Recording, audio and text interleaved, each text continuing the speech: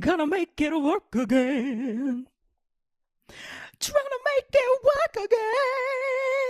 Ah. We gotta make it work again. Thank God RJ seen this 2 times in his life. Because he knows the songs. He's familiar. He's rehearsed. He's off book, in fact, on Jingle Jangle. In fact, so much so, let me tell you, Molly, he did not take a note. I did not. He said, not for me. I won't take a note because I did a whole podcast about it. RJ has already done a podcast about this film. I know. Bearing the lead. I know. Yeah. We'll explain more in a little bit. Okay. Molly, it's been a few weeks. RJ's been to the Philippines and back. He's still jet lagged. How are you doing? We don't care about RJ. How are you doing? Yeah, unimportant to hear about any of his trip. I'm gonna Uno reverse card that question because Rita informed me the last time that we talked that she feels like there is this like great lingering question on the podcast because you two talked about the fact that you were looking at apartments, but you never updated us about we're living on the where street. you moved. We're living on the street. We're living in a tent. Okay. It's I was wondering gorgeous. about the background there, but It's got 16 square feet. He needs stunning polyurethane.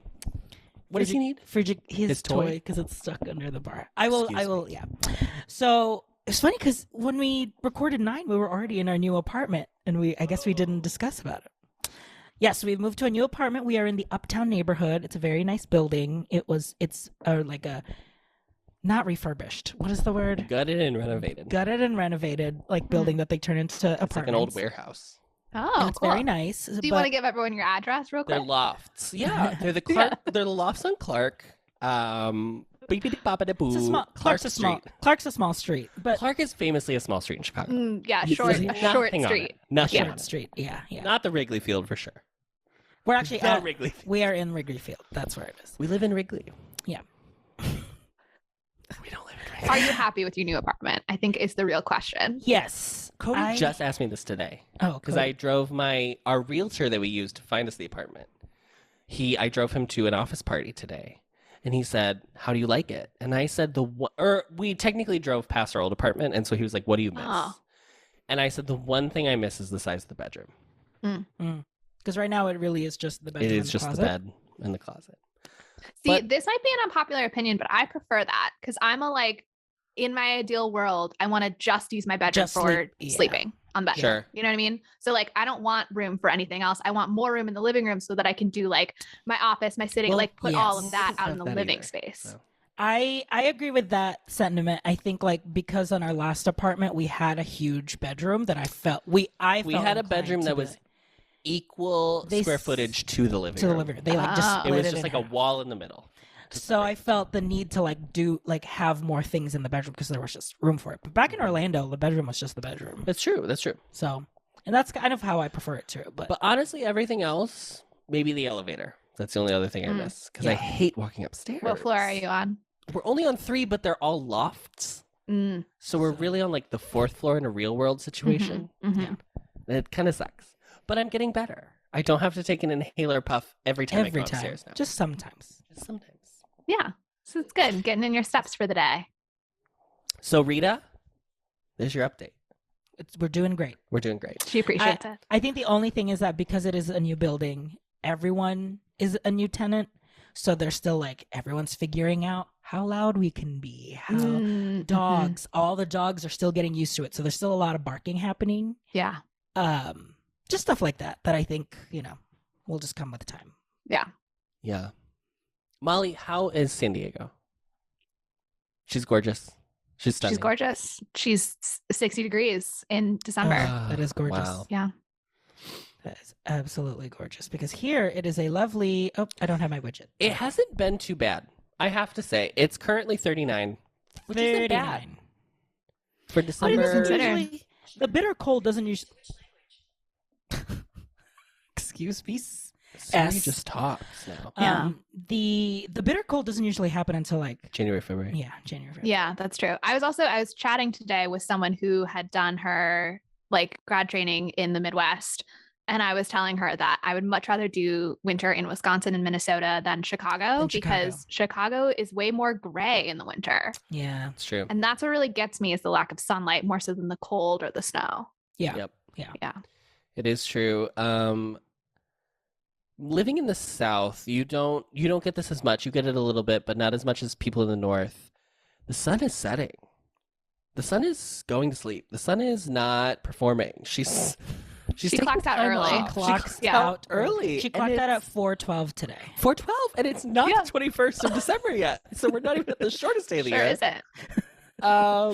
We need to talk to her manager about putting her on a performance improvement plan. Absolutely. Thank you. And I hate to be Karen about this, but like honestly, I need to speak to the manager. Because what are we doing? I'm not getting vitamin D. I mean, I'm getting vitamin D, but I'm not getting vitamin D. Do you know what I mean, Molly? I don't. You need to explain that joke to me. I absolutely don't understand what that means. So we're in a feud with the sun. I hate to say it. Yeah. It'll be better when the sun is bigger. And by that I mean when it's when it's about to explode and the earth is gonna be done. Because then we'll know how much, there'll be a comfort in knowing how much time there is left. Do you know what I mean? Yeah. It's the certainty. You get it. Absolutely. Get it. Thank you. The girls who get it. We have to move Christmas. on. We have to move on. No, we have to move on. Oh, actually, this is our Christmas episode. So what are you doing for Christmas? Are you going back to Minnesota? Or are you staying in Sydney? I'm going to go to the cabin up in northern Wisconsin. Oh, so that'll be fun. great. So I'm going to get back into the snow just for a little holiday dip. Where? Yeah. Like North Wisconsin border to Minnesota, or not like on the Door border. County? It's near Hayward, which you probably don't know where that is, but some people listening might. It's like 3 hours northeast of the cities, of the Twin Cities. Nice.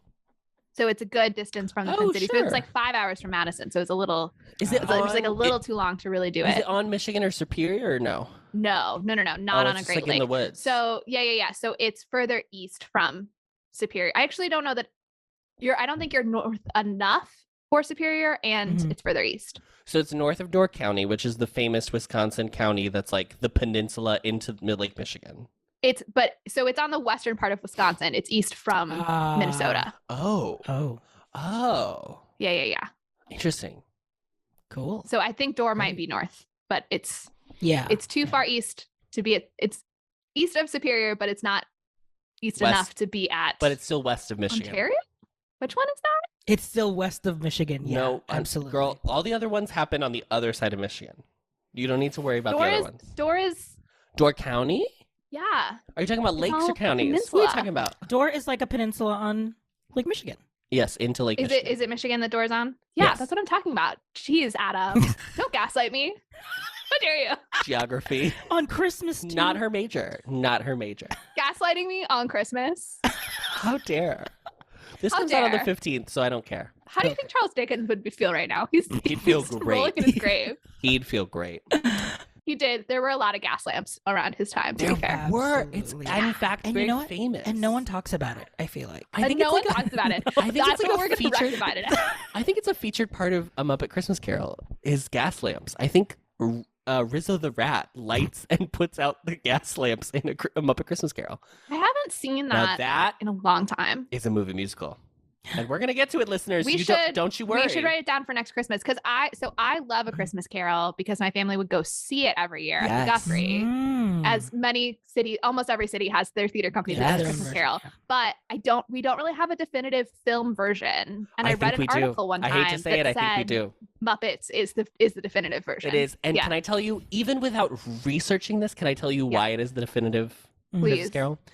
Because Michael Caine plays Scrooge. Okay, we love, first of all, legend. I think it's Sir Michael Caine. I think he's literally knighted. Probably. He went in and famously, A Muppet's Christmas Carol was directed by Jim Henson's son after Jim Henson had passed. Okay. So he had taken over the company. And Michael Caine was cast as Scrooge. And he went in and he said, I think his name's Brian Henson. Fact check me. He went in and said to Brian, I am going to play this like we are all members of the Royal Shakespeare Company. I am not going to interact with any of these characters as though they are Muppets. I'm going to interact with everybody as though they are actors. And Brian was like, yes, that's what we want you to do. Yeah, and I think that is the reason when people believe that the Muppets are real, that's where the magic happens. Was it Brian Henson? Perfect. Thank you. What a great clue on a bar trivia game. And let me tell you, I watched it. Did we watch it last year or 2 years ago? We watched it like the first year. First pandemic. Yeah. First year pandemic. First season. Pandemic season 1. Season 1. Pilot season. Pilot season. Sure. Yeah. We were still trying it out. You know? Right. Leslie Knope was still not her normal self yet. Right. And it really does hold up, and it's very good. And the songs actually are very good too. So I really think this is our plural songs. Okay. I feel like listeners that haven't seen Jingle Jangle are probably listening thinking that we're going to be like, we didn't like the movie and that's why we're avoiding talking about it. But let me say, amazing. We love Jingle Jangle. We're really excited to talk about it. I don't think Molly speaks for me in that regard, but like, okay. But I love that Molly loves Jingle Jangle. I would say you did watch it with the right audience. I watched it with the right audience. You did. I watched it with my nephews. But also, I feel like I don't have a big stable of Christmas movies that I love personally. And I would be happy to watch this. Well, ever since you found out that Meet Me in St. Louis wasn't an actual family favorite, you know. Ever since I learned that Rita's actually never seen Meet Me in St. Louis and there was just a fever dream. I need more Christmas movies. Sure. Yeah. This week, it is my turn to explain, and I hate to say it, this is a very complex mansplain. I don't quite understand why you feel like you need such a complex explanation of it, but I just need a lot of moving parts in order to figure out why everything happens, if that makes sense. Well, let me read it. That's not the challenge of the summary. The challenge of the summary is just and I would know as Can we try a summary challenge, which is I haven't looked at what you wrote, and I'm going to see if I can summarize it quicker first, and then we'll go to Adam. No. Let's read mine, and then you take a look at it in the notes while I go, and then you tell me what I should edit out. Okay. Because I really did read through it 2 times to be like, is there anything I can edit? And like, there's some adjectives that I probably could have been like, who cares? But and we all know that the law is you can only read things 2 times to edit them. That's the limit. That's true. Yeah. That's in the editorial journal of science. Science is a big part of this movie. I am drunk on this episode, I hate to tell you. Can somebody start my minute, please? Okay, sure. Adam, this is your 1-minute summary of Jingle Jangle, A Christmas Journey, and your time starts now. Jeronicus Jangle invents a toy called Don Juan, which is a sentient action figure that is also a matador. Upon learning that he will be mass-produced and believing he is too unique for that, Don Juan tricks Jangle's assistant, Gustafson, into stealing him and all of Jangle's other blueprints for inventions. This turns Jangle's once impressive shop to a pawnbroker's, not to mention his brilliant mind reduced to simply fixing other people's broken objects, while Gustafson has a thriving business. After a span of 30 years, during which his wife dies and his inventor daughter gives up and moves away, disconnected from her father, he has invited his granddaughter named Journey to stay with him for Christmas. However, the timing is not ideal as the bank is going to foreclose his business because he is so behind on his rent and bills. Journey and Jangle initially do not get along, but eventually begin to sow seeds of familiarity, specifically through a snowball fight. Meanwhile, Gustafson has run out of Jangle's plans, and his own ideas still don't work correctly, placing him in a predicament as he needs a new toy for the upcoming Christmas holiday. He figures out that there is a secret invention that Jangle's daughter, Jessica, invented as a girl, still stowed away in Jangle's workshop, named Buddy, but he needs belief in order to work. He steals Buddy, but Journey breaks into Gustafson's workshop in order to get Buddy back. Finally, Gustafson is thwarted by the signature of the plans for Buddy being signed in blacklight ink belonging to Jeronicus Jangle, and Don Juan is powered down for good. The bonds between Jangle and the rest of the family are mended, and the shop is seemingly to be returned to its former glory as the best toy shop in the world. That was 1:35. Yeah, I don't know. I genuinely, like, plot point wise, it did feel I just think you're getting bogged down in like specific details. Yeah, I didn't need to include that he was a matador? Is that what you're saying? Yeah, that's exactly what I'm saying. The fact that he's a matador is visually interesting, but not essential to the plot. Okay. I'm trying to remember. What was that would save me 3.5 seconds. I just think like ultimately just be like, he gives up. He's in financial trouble. His granddaughter comes. She discovers a toy of his. Oh, I mean, if you want to do it that way, here, give me a minute. On the clock. Okay, that's what I'm trying to say. And your time starts now. Jeronicus Jangle is an inventor who has invented all the greatest toys in the world. His assistant steals all of his ideas and his most popular toy away from him. Over the course of 30 years, Jeronicus's family has died and or moved on from him. Eventually, Gustafsson tries to steal his latest toy invention or his last toy invention back, but in the end, it doesn't work out for Gustafsson, and Jeronicus wins. I mean, really, that's the plot, but that's like the plot of any film in which the good guy wins. I don't really know if that's specific enough. But I mean, like, he's a toy inventor. If you added Journey in that, in the like 20 seconds that you still have left, then that's it. And then Journey's his granddaughter. Mm-hmm. Period. And she is famously the square root of impossibility. Yeah, we are going to talk about that. We are going to have to talk about math. Yeah. So if you don't like math, if you don't like math, ooh, it's deep in the math. This one, yeah. I don't know. I mean, like, listen, I probably could have done better, but I'm not gonna. I'm not getting paid for this. If someone wants to sponsor me, I'll work a lot harder on this. Yeah. So that's an incentive to investors. We're going to start threatening our listeners. Yes. We're not going to do a better job until one of you pays us to do this podcast. So bad. You get it. Yeah. That'll get them. I've learned about capitalism in the few months since I've gotten out of academia, and it's rough out here. We got to threaten people. Molly, I love that you think that academia exists outside of capitalism. I think that's beautiful. I think that's gorgeous. I love your delusion. RJ, you famously have talked about this on record already. You have recorded an entire, I believe, 36.5-minute episode dedicated to this film on the Ampliverse YouTube channel. You can find it. Who are you talking to in it? I don't remember. So I talked to my friend Ryan.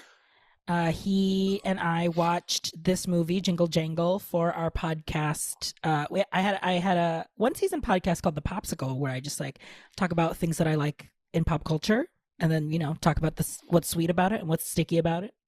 And one of the episodes was Jingle Jangle, and at the time that I had watched it, I generally had like a very positive like reaction. I was like, yeah, this is like a very cute.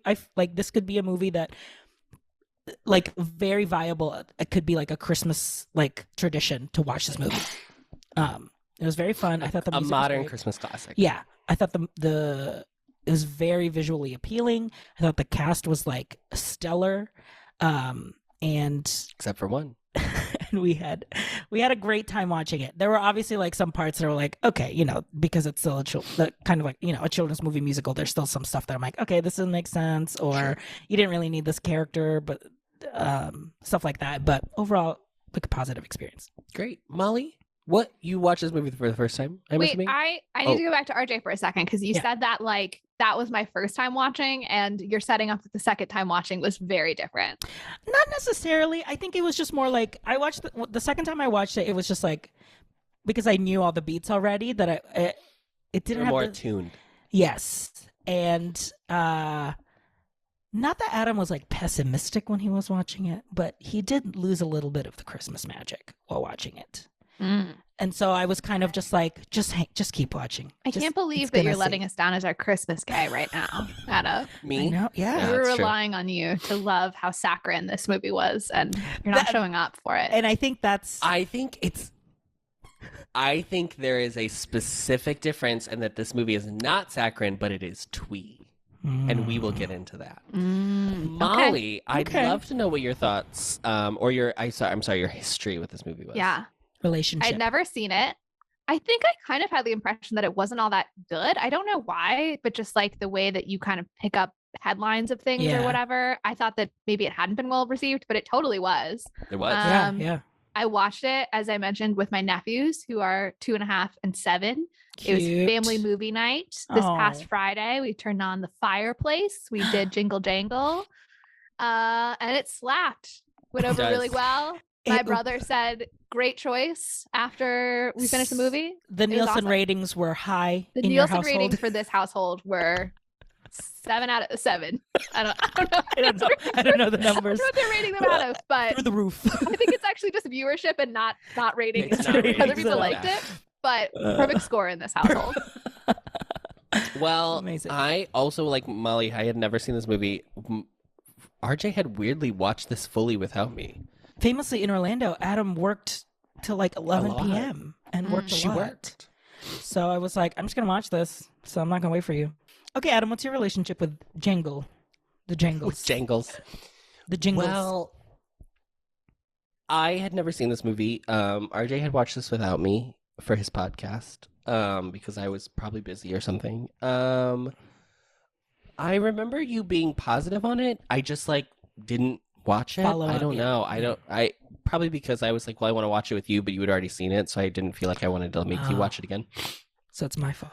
It is RJ's fault, famously. As the nemesis of the pod. Yeah, I mean, I don't have You're much doing your Oh, relationship. yeah. You know, our foil. This is we can get into a little bit of like the Netflix of it all, where things just like wash past culture. Yeah, exactly. So like, There's so much that if you don't pick it up when it is hot on when the trailer drops, or you happen to be on a social media platform when a trailer drops, it's not in your radar. if it's not in your algorithm, you're never going to see this movie.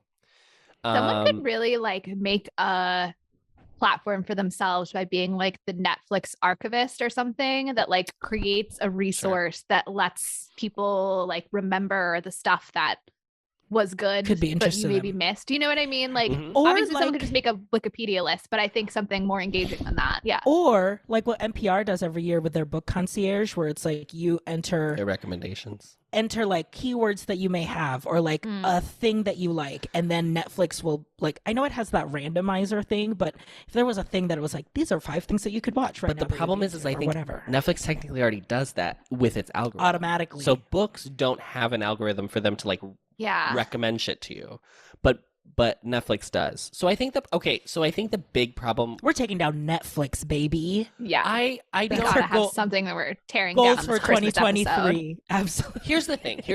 Last year for our Christmas episode, we also watched a Netflix Christmas movie. So they are giving what the girls aren't giving, which is Christmas movie music. But I think you'll agree with me, both of you, that the maybe we don't know. amount that it feels though Netflix put into this movie is very different from the amount that they put into Dolly Parton. Oh, yeah. They were going for different things, though, to be fair. They are going for different things. They're very different tones. They're maybe not totally different tones. I don't know but that they're- the director of Christmas on the Square was like in there lobbying Netflix's office, being like, I have this idea for a set piece that I need you to fund. Exactly. But it feels like post both of those films, I think we've had an equal amount of time from both of those films debuting on Netflix, that neither of them have stuck in the cultural consciousness. And one makes sense. Like Christmas on the Square doesn't seem like it was made on a massive budget, so it doesn't seem like Netflix put that much into marketing in it, blah, blah, blah, blah, blah. If you look up Jingle Jangle, there is a ton of marketing that Netflix tried to do for this film. They had the director like interview with a bunch of different journalistic publications. Like there's a lot of information that you can find about this movie that I could not find out. If you remember from Jingle Jangle, there was like nothing on the background of Christmas on the Square. Yeah. Christmas on the Square, I'm sorry. Whereas this one did have a little bit more, and yet I still feel like there is no cultural touchstone for this film, which like is very strange because I do think for the general public, this film should really work. It almost feels like it should have had a theatrical release. Well, it did. Oh. I think it's a great time to talk about the background of this film. Oh my God. Thank you.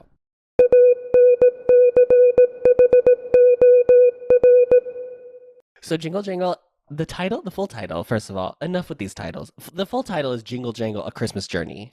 It's these titles as if It it's could like just be Jingle Jangle.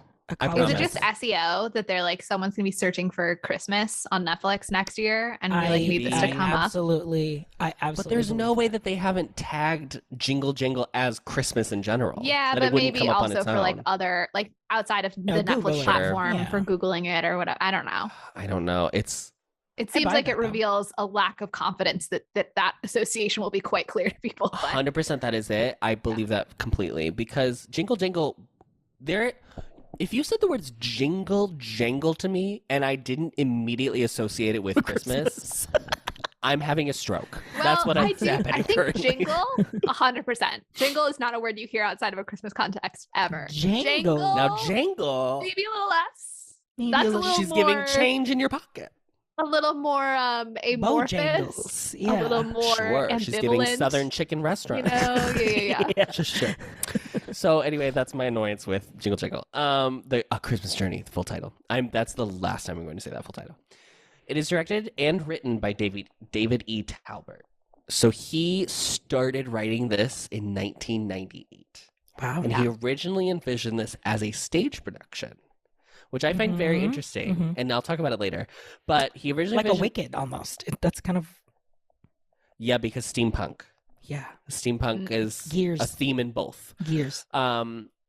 Or maybe not a theme, but like a An aesthetic. an Motif. aesthetic. Thank you. Yeah. But he did not fully complete his screen or his his whatever of it until he had a kid. Because then he was like, "Oh, I feel like I more fully understand how children react to external influence and like their." I think we read the optimism same article when I first recorded that because I remember that quote too.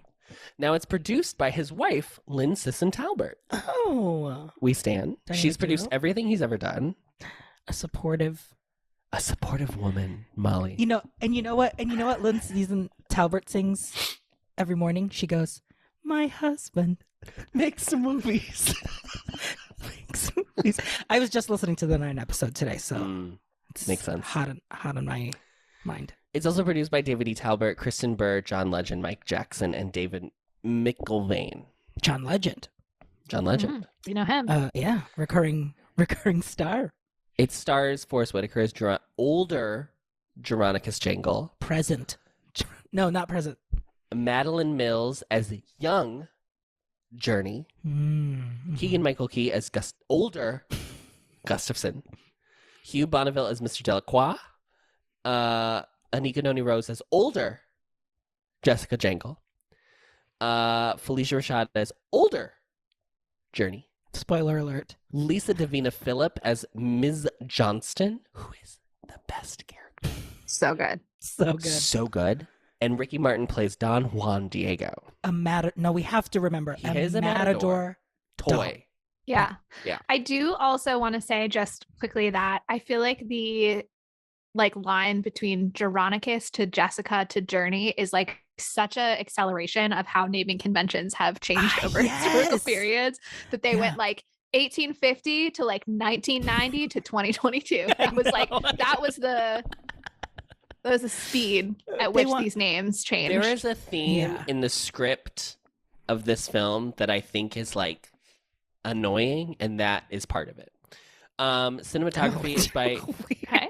You're coming off hot for this movie. My God. I think it's overthought. I think is the problem. Okay, I'll get into it later. Okay. Cinematography is by Remy Adefarasin. I'm sorry for mispronouncing that probably. It is edited by Michael Tronick, or Joe Galdo, and Virginia Katz. The music, and by that I mean the score, is by John Dabney. Production companies are Golden Girl, Brill Scene Entertainment Partners, Burr Productions, Get Lifted Film Company, 260 Degrees Entertainment. We got a lot of production companies. We got a lot of chefs in the kitchen. Oh. It is distributed by Netflix. Its release date is November 13th, 2020. So dead in the middle of pandemic. Running time is 122 minutes, which I think is fascinating. And we have no budget because famously it's Netflix. Netflix doesn't say anything. Famously a streamer. They say we don't know how much it was made for, and we don't know what it makes. We kind of just it's all. We didn't even look at it. We're not worried. We're not worried. We're losing No. subscribers. We don't care. We don't care. There is the YouTube channel for Netflix for like their trailers and stuff. It's called Still Watching Netflix, which I think is so funny because I'm sure it's a reference to like if you watch a lot of episodes at once and it says like, "Are you still watching?" But now that there's been news about them struggling with subscribers, Still Watching Netflix, every time I see it, makes me think like some of us are still watching Netflix. Okay, you could still be watching this. Yeah, I'm still watching it. Okay, it's still cool to watch Netflix. Yeah. I'm still watching. It's ironic now. I get like Why are they losing subscribers? Is it just because everyone already has a strict? And there's like, so it's just many saturated? services. I've said this to people before that I use my That's parents' true. Netflix sign-in. Yeah. If I were starting from scratch today, I don't know that Netflix Have is you one I would pay always for. used your Netflix or your parents' Netflix? You've never had your own? I've never had my own Netflix account. Yeah. I have had my own Netflix account since 2011. Yeah, Adam Or was 20. the Hey, I guess you're way pioneer. more grown up than me. I get it, okay? Adam's a voting body in the Netflix Do you know why board. I got Netflix? Can I tell you? Because you're a responsible citizen. No, I wish. Because in 2010, Don't say Glee. no, ew. In 2010, there had been a PBS Broadway documentary narrated by Julie Andrews. Yeah, I and you remember. could get the DVDs through Netflix. This was back when like that was the basic plan. Yeah. Streaming was also like almost like not a part of it. No. So I got the free month and then like had the DVD shipped to me so I could watch all of the Broadway PBS documentary. AK also it's great. I don't know if there's probably some like historical gaps now just because of when it was filmed, but it's a really great documentary. And that's when I got Netflix, and then I just never got rid of it.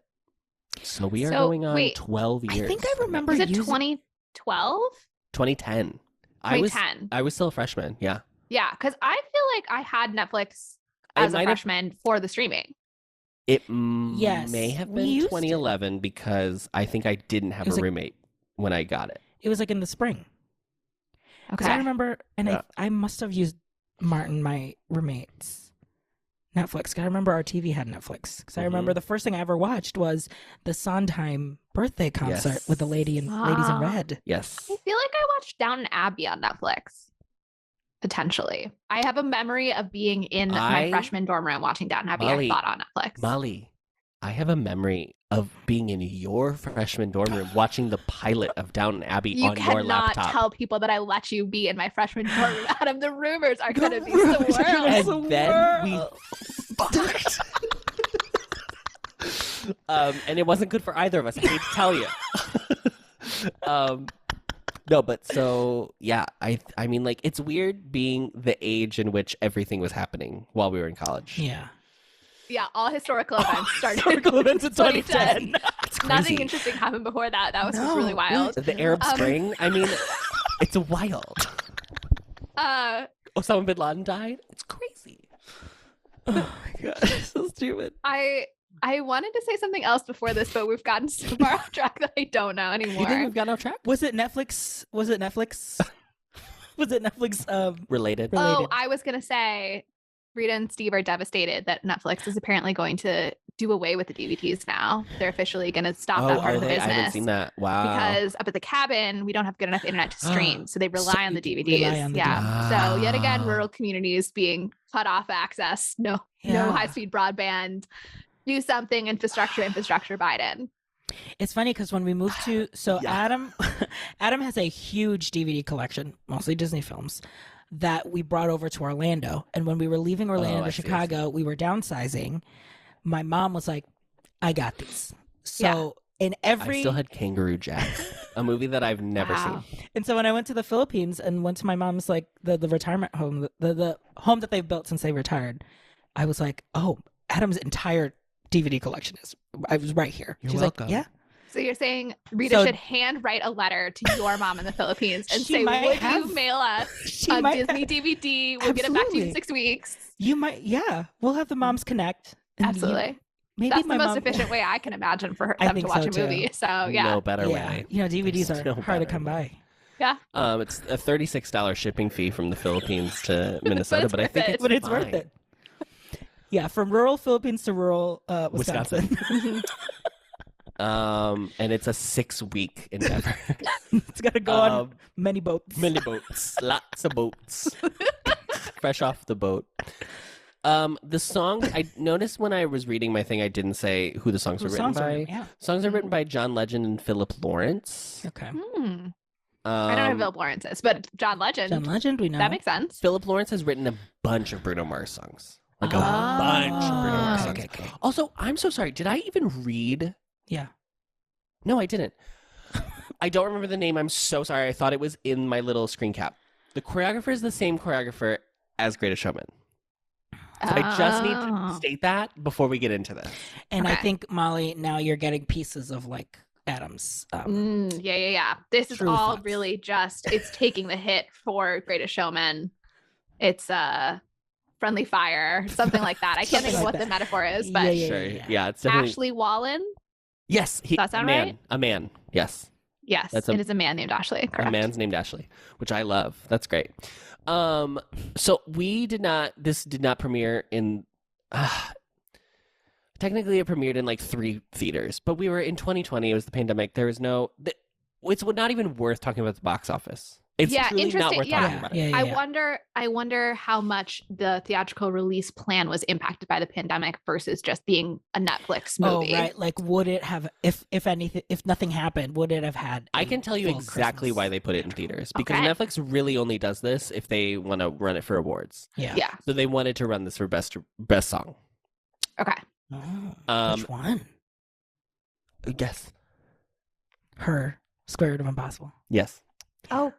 Goodness. Okay. Which is funny because the one that the Academy ended up saying was on their shortlist was Make It Work. Make It Work. But it did not get nominated. But it was on their shortlist. Yeah. It's a much better song. Okay, so instead of Academy Awards, because it was not nominated for any Academy Awards, it was not nominated for any Golden Globe Awards, and it was not nominated for any Razzies, which are typically the 3 that I use to pull nomination situations for movie from. musicals. Here's what I went with this year, because we've never done this before. These are the nominations and awards given to Jingle Jangle from the NAACP Awards. So, it was nominated for Outstanding Motion Picture, Outstanding Actor in a Motion Picture for Forest Whitaker, Outstanding Actress in a Motion Picture for Madeline Mills, who plays Journey, Outstanding Supporting Actress in a Motion Picture for both Anika Noni Rose, and then Felicia Rashad won, which is crazy because I think she has like 6.5 minutes of screen time. Outstanding Breakthrough Performance in a Motion Picture, Madeline Mills won, so she was the Breakthrough Performance of the Year. Yeah. Totally deserved. She's wonderful in this film. Outstanding Ensemble Cast in a Motion Picture nomination, Outstanding Soundtrack Compilation Album nomination, Outstanding Writing in a Motion Picture, and Outstanding Direction in a Motion Picture, both for David E. Talbert, was nominated. They did not win. So the only 2 that won were Felicia Rashad and Madeline Mills. Okay. Great. I don't know what other films it was up against, so it's hard to say. 2020 was a wild, bonkers year in terms of cinema, because this was also the year where like the Oscars ran from like January to I think March of the next year. Like it was very the Oscars strange. Were on like April. Yeah. Yes. So it's a very funky time in cinematic history. This is all the information I have about the background of this film. I have nothing else. To talk about. I mean, I can tell you that it was filmed in England. So that's interesting, I guess. There's a town where they use the like historic storefronts. So you can go there if you really like this movie. You can be like, I'm going to also have a snowball fight in the middle of this town and feel like I'm in Jingle Jangle. It was a pretty cute town. I wouldn't like go to England for that, but if I was visiting the UK and someone was like, hey, this is like 30 minutes away by train, do you want to go check it out? I would for sure do it. Isn't everything there 30 minutes by train? I believe so. I think that's part of the laws of the country is that everything has to be 30 minutes. It's like the size of Rhode Island. Like it's not even a real country. Yeah. This is my conspiracy theory is that England's not real. This is my deep conspiracy theory on the Harry Potter podcast that I do is that it's not a real place. I think that there's a lot of people who've been extremely oppressed by that country who probably would beg to differ on that. I don't know what to tell you. I mean, are you talking about physical landmass? Or are you talking about the government? Molly. Are you saying gaslighting doesn't exist? Is that what you're trying to say? Because it's really inconsiderate of those who've been gaslit to say that. Yeah, Molly. On this podcast right now in this minute. So anyway, that's all I have. I don't really have any more information. If you find any on your own, congrats. Or let us know. Send us an email. It looks like we're almost an hour in and haven't started discussing our thoughts on the film yet. So we're right on time. I think we're fair to wrap it at this point.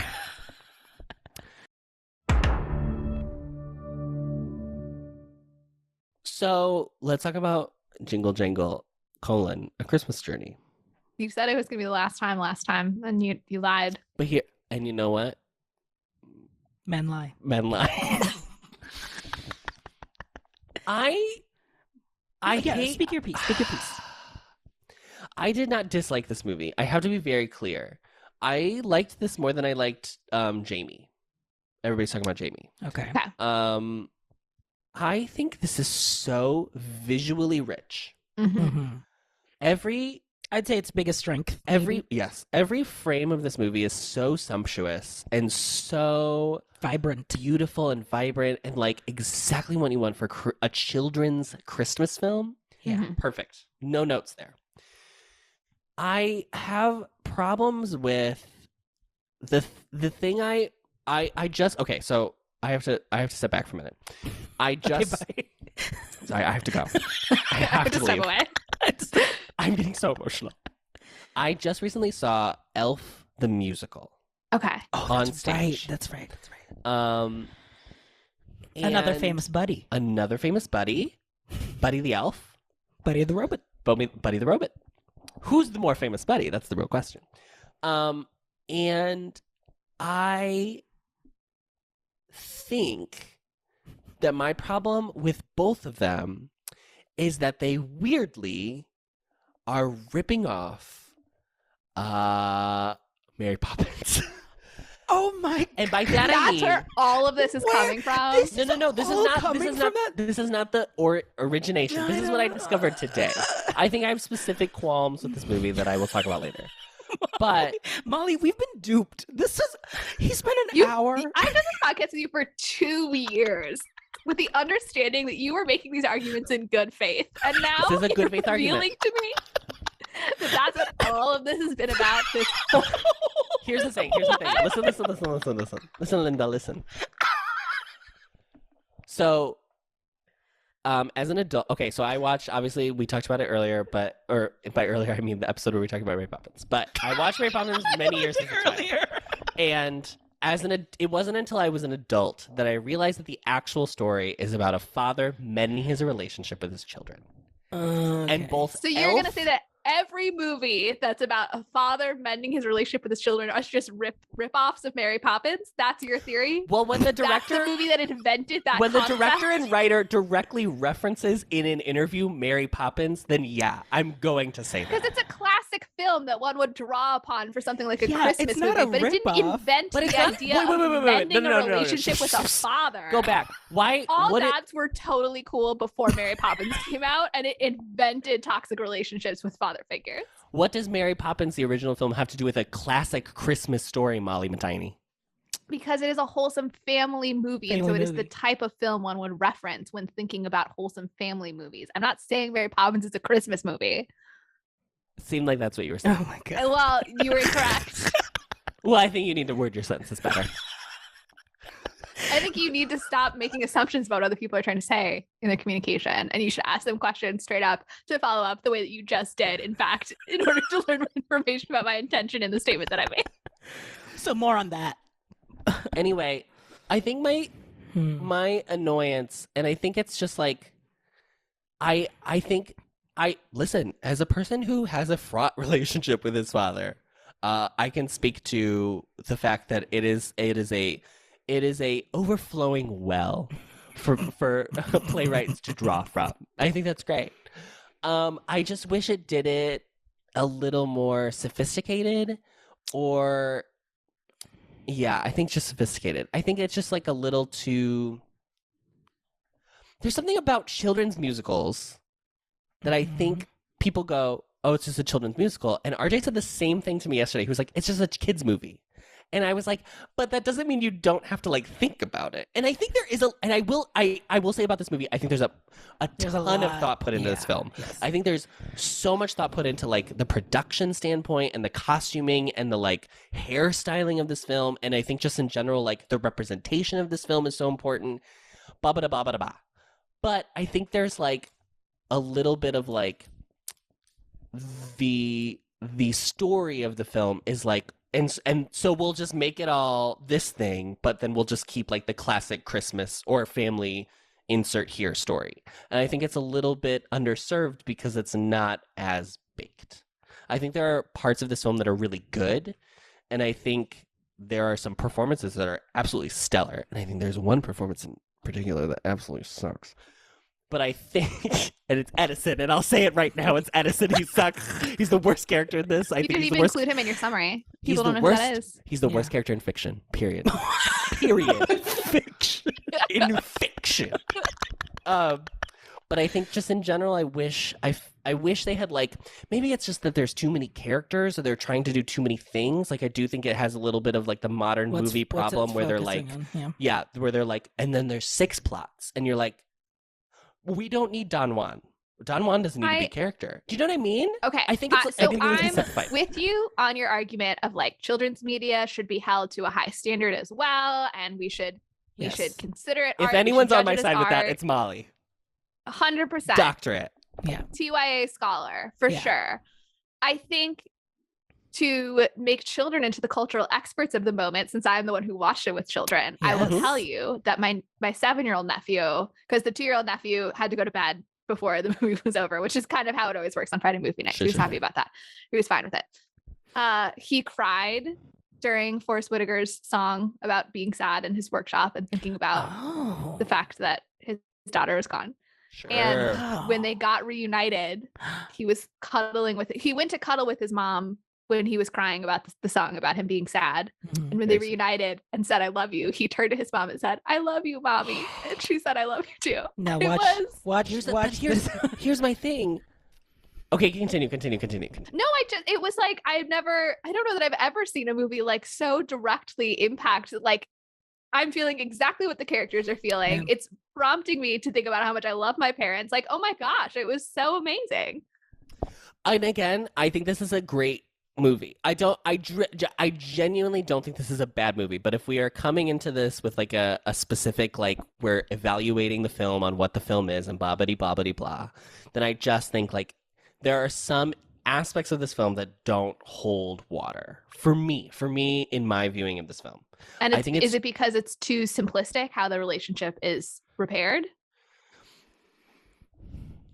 I think it's that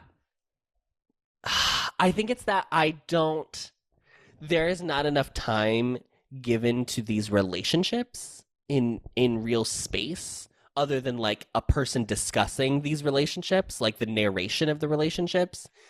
So then I don't feel like I don't think like the beginning to the end is warranted. Like I don't think there's like. Yeah, I can kind of see that because in essence the movie is telling the story of it. So like there's a storytelling aspect of it. There's like Princess wooden Bride. Yeah, there's like little maquettes that like, you know, like do the stop motion to like fill in the gaps of the story. Mm-hmm. But I think there is that section between the second and the third act of the movie that is like the emotional like turn of it. And like it's ironic because Elf does the exact same thing. That I think kind of skip some of those things and kind of expect that like, yeah, this makes sense to happen right away, blah, blah, blah. Because I think you need to give me an example of where you were frustrated with them not spending enough real time on the relationships. I think for me, it was mostly just it was Jessica and Jeronicus. Because I do think that like, I almost wish that they didn't have to have like, I almost wish that like they showed that like it's gonna be mended. I almost wish that we didn't see that the relationship got mended. I almost wanted to be like, because of Journey, they were set on the right path. We have the promise that they will mend it. But I think like by showing it right away, I was like, oh, then it's especially like I think the Jeronicus journey thing works. Yeah. Do you agree with that? So. That like that gets enough time, the how she sort of slowly reintroduces wonder into his life. Does that work for you, Adam? And it's mostly the Jessica Jeronicus thing that doesn't work? I would say, I'm going to speak for Adam. I think it does because you thought the movie was over after the. I'm so glad that works for you, Adam. After they were like, when they save rescue Buddy, the robot, the famous robot that we all know and love from Christmas media, Buddy the robot. I thought the movie was over, and then I clicked the screen and it said 37 more minutes, and I was like, oh, that was the end of Act 2. So I guess I believed that. I think that snowball scene does a lot of work. Mm-hmm. It's a very heavy lifter. It's a musical. It's a musical movie. I mean, don't you want a lot of emotional heavy lifting come from the songs? Yeah, from a dance number. For a dance number, great. That's not my complaint. I just am pointing that out. That's where the meat of that relationship bonding happens is in that scene. My confusion, I think, and maybe this is just like me and I wasn't paying like strong enough attention. Why is a man who clearly doesn't want his granddaughter to be there, why did he invite her at all? So I think I agree this wasn't super clear. I think that what happened was he invited Jessica and Jessica sent Journey. It was Jessica's like decision to be like, I'm not ready. Almost. So I'm gonna see how it goes for you because now you that's a want little to bit. Yeah, it's a little bit of a weird choice. I don't know. I mean, like, if I felt like my parent was like really withholding, and I don't know that I would like chance my child on that. You know, I want my child to also experience the same trauma. But maybe she was maybe she was hopeful that like because the Journey is so that she knew that was what he needed was like that. And her little song, I think, helped too, because she was like, I want to find other people like me, because I'm, most kids play. So so maybe she also knew that like they had this similar way of viewing the world and so would connect over that. I do think maybe one that could be a little bit more explained. I also do think that it's a bit confusing. So Jessica has this song with Jeronicus where they're talking about how like they're gonna fix it, they're gonna mend it. So that's her song that she sings as she's on her way to his pawn shop. And because Jeronicus and Jessica live like out in the country, like it's like a train wagon, like it's a big journey to get to Jeronicus. Like they live in a different city or something. And it was confusing because she has this whole song with this intention of like, what I am doing is I'm going to fix my relationship with my father. Like that's why I'm making this trip. But then she arrives and she's like, well, I came to take Journey home early. Mm-hmm. And that I understand coming in with that energy of like, I know that your whole deal is you're like annoyed by your family. You like can't handle it emotionally. So like, I understand being concerned of like, has she overstayed her welcome? But it's weird to like have this song that's like, what I'm doing is I'm trying to repair it and then show up and be like, I'm not here to repair it. Just to be clear. Like, do you know what I mean? Like, so Correct. That I do think was a little bit they kind of weren't clear on the order of events a little bit. Yeah, it felt like they were really struggling to find a place for the song. It felt like there was also pressure to be like, we have a Nicanoni Rose. Like, we have to have a song for her. Obviously. It has to be like like quote unquote the 11 o'clock, like a big number. Yeah. But I think it almost did a disservice of not showing her enough. I really feel like if they had a little bit honestly, more to build it. I think if she had come, there was this thing about Journey. Like, well, no. So I think it's fine to have Journey come first. I like that it starts to crack him open and that sets him up to be able to then to say the kind of shameful thing of like, I messed up as your dad. Like, I think that makes sense to me for his journey that he needs to that he needs to like first be reminded of what it was to have a child when she was young. And then like that sets it up for Jessica to come in. Mm-hmm. I wish Jessica had come with the like, I'll take her home early if you need me to. He says, no, stay. They kind of slowly build something, and then we could have something happen. Gonna make it work song. Yeah. And then like they get to, and now we're gonna like spend all night repairing this robot together. Yeah. Kind of thing. Yeah. I think she's just that character is not used in a way that would have made an effect. Yeah, more effective. With that, yeah. I think the big thing, if we're talking about in terms of like comparing this to Mary Poppins, and I'm so sorry to do this, but I already brought it up, so we have to. But that's the only thing we can compare it to. Adam has made that the law. The law of Showgays. I think the thing that, especially as like an adult watching it again, what really works about Mary Poppins is that the children and the father there's a divide. Mm-hmm. And it's not just like the children ingratiate themselves to the father. It is that there's a crisis, and then Mary has to be like, you are fucking up. Mary and Bert together kind of are like, you have done wrong. You need to step up. And I think that I wish there was a third party. And I almost wish it was Jessica, who was like, I wish she stepped in and was like, you have to be the father to whatever, blah, blah, blah, blah. However you want to word it. You have to do this thing because I didn't get it, but Journey needs to get it from you. Yeah, almost like you already messed it up once. Because he is so Jeronicus in the beginning of this film, not in the prologue, not in the prologue. Yeah. Once the film really starts, he is so cold. And like not in like a fun kind of older curmudgeon-y. Yeah. Not in like a Scrooge way where you're like, oh, you're gonna warm up. Like he's mean. And I was like very turned off by it. And maybe that's like part of the reason why I didn't respond to this movie as well. But like that really bothered me. And I just don't think that the way they set him up, I didn't believe that he on his own would be like, I was wrong. And that's just where I'm at with it. I think I found his level of meanness to maybe be like a few clicks below what you found it to be, which is a repeat of our Annie conversation that like, yes, it is. It's very similar. I maybe don't read it as quite as hostile as you read it. So that's just like a personal reaction to it kind of a thing. Sure. It's hard to control for as an artist, I think. Yeah. Sure. Mm-hmm. Should we play? I think we got to play that song. We have to play Make It Work. We're going to shoot right into the middle of the right in the middle of the show. We're going by themes today, ladies and germs. Baby. Themes. Here's Make It Work. Says he wants to make it work again. Let the long road back to love begin. He thinks that we can make it work again. I've got a heart that needs to mend, and I don't know how this story ends. Oh, can we make it work again? I know it won't be easy, but I'm gonna tighten every screw, turn every gear. I hope this time you'll see me Working on this formula for years. Wonder if this time it could be real. I want to say unpopular opinion. Say it. I think Anika Noni Rose is the best part of Dreamgirls. She's the best part of Dreamgirls? She's the best one in Dreamgirls. She is like the hidden gem. So Absolutely. good. Yeah. I want wouldn't her say to she's be the in best part everything. of Dreamgirls, but Everything. I think they're all so good that it's like choosing a favorite child. Destiny. I chose one. It's Anika. I chose. Great. I know. Great. And Lorraine loves Jimmy.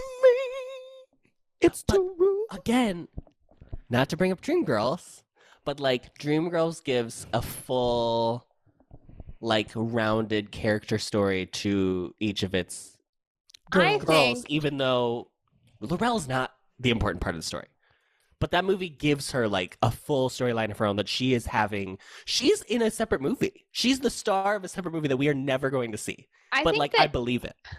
I think that what is holding Jingle Jangle back a little bit in this like development of the emotional core of the characters thing. I think part of it is probably it's children's media and the expectations we have for children's media. But I think maybe even more than that is that it's a Christmas movie. And I think the expectation that Christmas movies have to end with everything is solved, everything is harmonious as a family unit, like things have to get to this totally unproblematic emotional place is like the rule that we've made for Christmas movies. I think that might be the bigger pressure that is causing that. And I think it's creating that pressure because in all the other accounts, it's doing something new, it's doing something fresh. It's kind of like innovating a Christmas movie musical that it's like, oh, I almost wish like just these little things to clean up in the story also can kind of be like. But I think that's probably asking for a level of risk in this that's like unfair. Do you know what I mean? True. Like it's it needs to get it be made. something that like that's like bringing in the African American experience to Victorian England. It needs to be a risk that Netflix is taking to see if they can make a holiday movie that will make them enough money to make it worth it. And also, I need you to like get to an emotional core of Christmas that we've never seen before. Is like a lot to ask out of one film. Yeah, for sure, absolutely. But also, we're not here to be like, well, it's good because it was a movie. So that's true. Yeah, I just think that like I really admire all of what the people who made it did, and like if somehow they were listening to this, I wouldn't want them to be like, gosh, they're asking a lot of us in making this movie. Yeah. I feel like whenever we review a more current movie, I feel more aware of like the artist could somehow know what we've said about it. You know what I mean? Sure. Yeah. Then they listen. They do. We're the most listened to podcast above Joe Rogan. It's true. I mean, culture maker. We did a book club episode on Ampliverse, and the author of the book watched our book club episode. Oh so you never.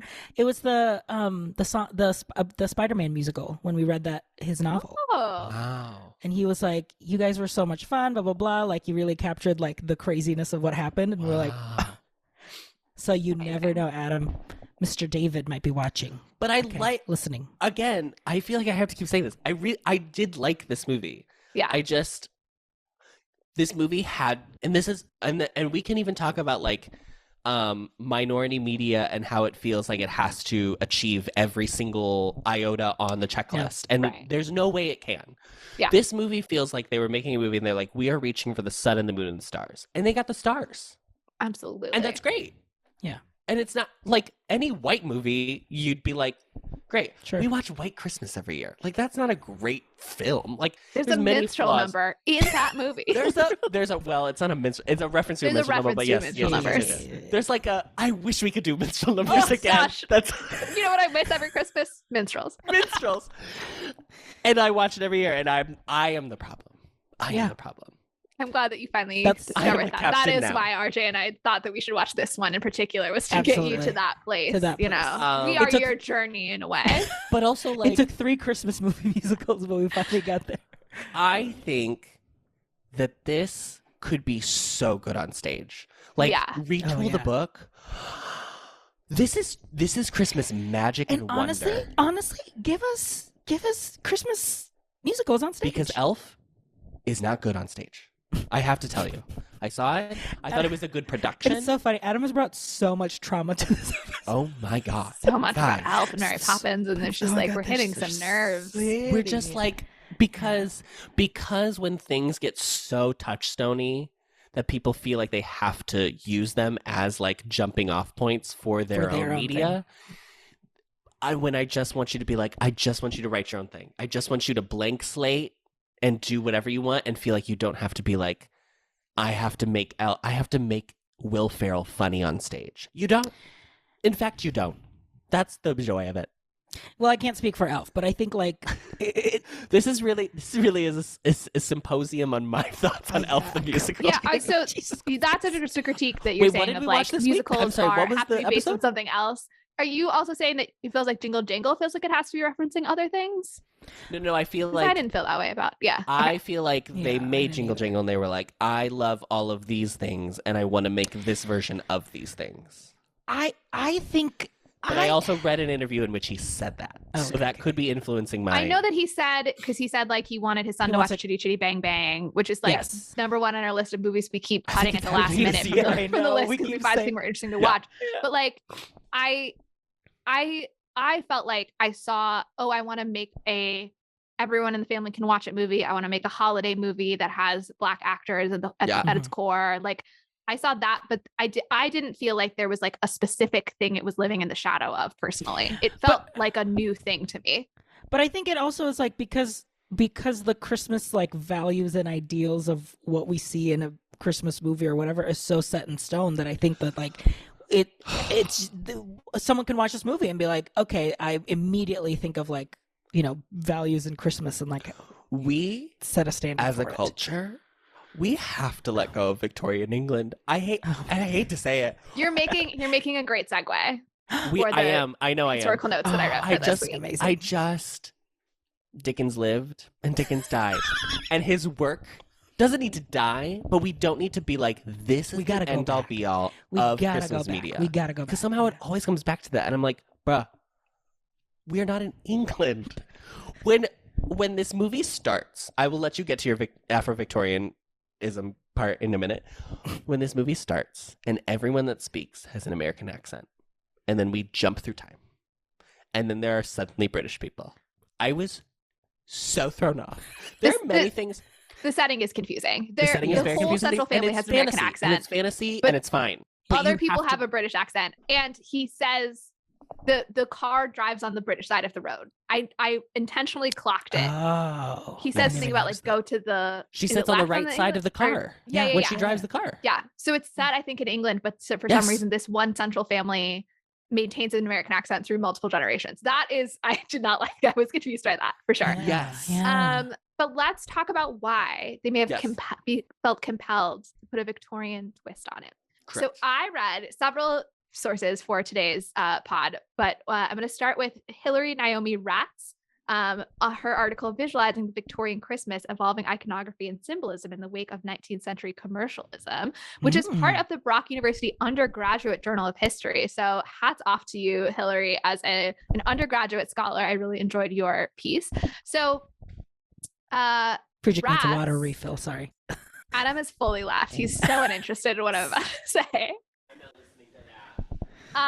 Okay, so Rats talks about the fact that most of the things that we think of as like secular Christmas iconography, right? So like Christmas trees and holly and stuff like that, that's like not about the baby Jesus, the Bible, all of that stuff.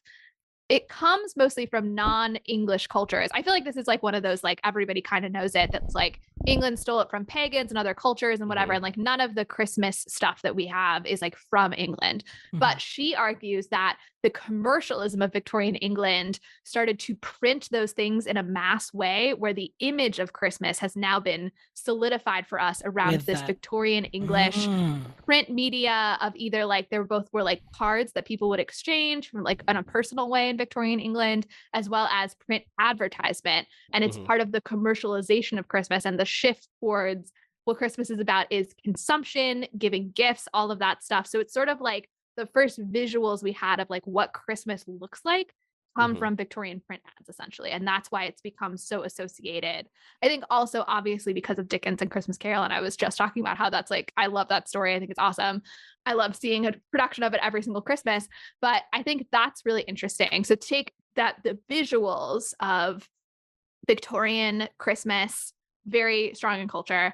And yes, I discovered it, listeners, just before the pod, Adam dropped the term afro-victorianism or afro-victorian. It's just afro-victorian. Yes. Afro-victorian, which apparently you encountered in an article somewhere. And I was like trying to find some good, like, here's why we made these aesthetic choices. And I was struggling with it. But I discovered from Adam's use of the term that there's a wiki page on fandom aesthetics about Afro-Victorian as a term that was, so it first came into cultural consciousness because it was used by Michael Wilkinson, who designed the costumes for this movie. So this movie like kind of introduced the idea in a way, but according to this Wikipedia page, well, he brought that term up. There are several artists that you can reference that sort of use that aesthetic maybe before we were using this term for it. So I didn't have time to read the whole thing, but the works of artist Yinka Shonabar and the photos of photographer Tamari Kudika and the style of the Herero women of Namibia. So this is like a thing that we've seen apparently in some other places. I wish I had time to read this whole thing, but I was interested. I was like, okay, so we have Afro-Victorian idea, and David E. Talbert says that his wife Lynn, the producer, really like brought in a lot of that. Like she's kind of the overall aesthetic vision person, and then she brought a lot of the idea of like Victorian dresses, natural black hairstyles. So I was like, where else can I look at? Let's bring like a black lens to Christmas. So I ended up, I read some Ebony articles from 1993 about bringing in black iconography to Christmas. But the real interesting thing that I got to was an article on the history of Black Santa written in 2020 in Washington Post, which was an opinion piece by E. James West, who's actually an American history scholar from the UK. So I thought that was interesting. He's kind of got this like outsider perspective. But he wrote about like, when did we start having Black Santas? So you can trace this back to the late 19th century, interesting, overlapping with Victorian, but started out in racist minstrel shows and vaudeville depictions. For example, like a song about a black man posing as Santa to steal a chicken. So like that was the origin point. But then the black community, black newspapers and entertainers kind of started to champion the idea. So it's sort of like taken back by the black community. Following World War II, some white department stores started to feel like they had to hire Black Santas to respond to an increase in black purchasing power. So commercialism comes in yet again. And then civil rights activists started using Black Santa to draw public attention to some of their causes in the 60s. So, for example, in Milwaukee, a Black Santa led a march for open housing legislation, which I thought was pretty cool. Now, some activists, including the Black Panthers, rejected the idea of using Santa and saw it as like the symbol of white hegemony and wanted to reject Christmas altogether. That's kind of where the coming in of Kwanzaa happens. It's like Black activists trying to come up with something that comes specifically from a Black tradition to celebrate at this time. So, quote, during the aftermath of the Watts riots in Los Angeles, cultural nationalist Ron Karenga created Kwanzaa as an opportunity for Black people to celebrate themselves and their history rather than simply imitate the practice of the dominant society, end quote.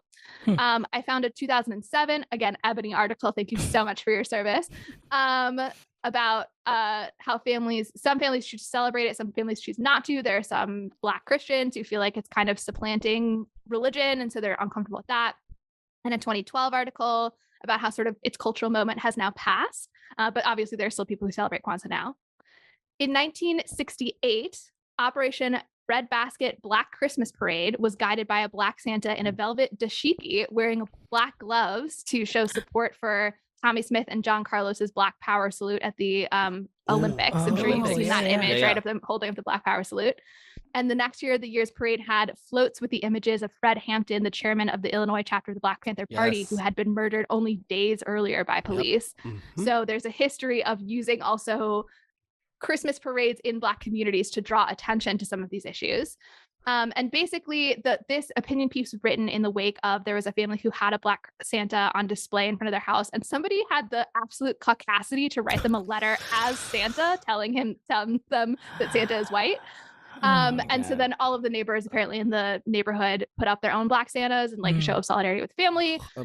So basically the author is arguing like that this symbol has now kind of lost a lot of its radicalism and a lot of its political power. And it's now sort of this like inclusive, we all get along. It's become kind of commercial and heartwarming. And basically only the like weird War on Christmas people are upset by any of this anymore, that everyone's kind of gotten on board. But that's interesting because then it means it's sort of lost some of its potency as well, right? And there's definitely value in having those more radical figures to be applied to, you know, cultural moments and cultural norms like Christmas. So that is a history of Black Santa Claus. Well, that's like, what was it, like 2013, 2014? There was like the Black Santa thing on Fox, where Fox News was like... Wasn't it Megyn Kelly? I think it was Megyn Kelly that got mad about it. She was like, and kids, don't worry, Santa's white. And it was like, first of all, what children are watching Fox News? Second of all, Santa's not real. And we're going to say, and you know what? We're going to say right here on this podcast today, Santa's not real. Santa does not make toys. Journey Jingle. Journey Jingle makes your toys. Makes your toys. So think Journey Jingle. Jangle. Jingle. Jeronicus Jangle. Their name is Jangle, not Jingle. It's Jangle? Yes. Jeronicus Jingle is a ridiculous name, aren't they? Jeronicus Jangle has history. Has clout. Exactly. He's a clout chaser. That's what everyone says about him. Speaking of clout chasers, are we going to talk about Gustafson? Oh, that was what your a segue. That was your segue. Sure. What do you want to say? Go ahead. I think it's very radical to have Michael Key. No, I was mostly just gonna say like that Gustafson's and the Don Juan situation. Really, my biggest thing was that like I almost wish it was just Gustafson. I don't know. I like from a movie, I really didn't get why they had to include Don Juan.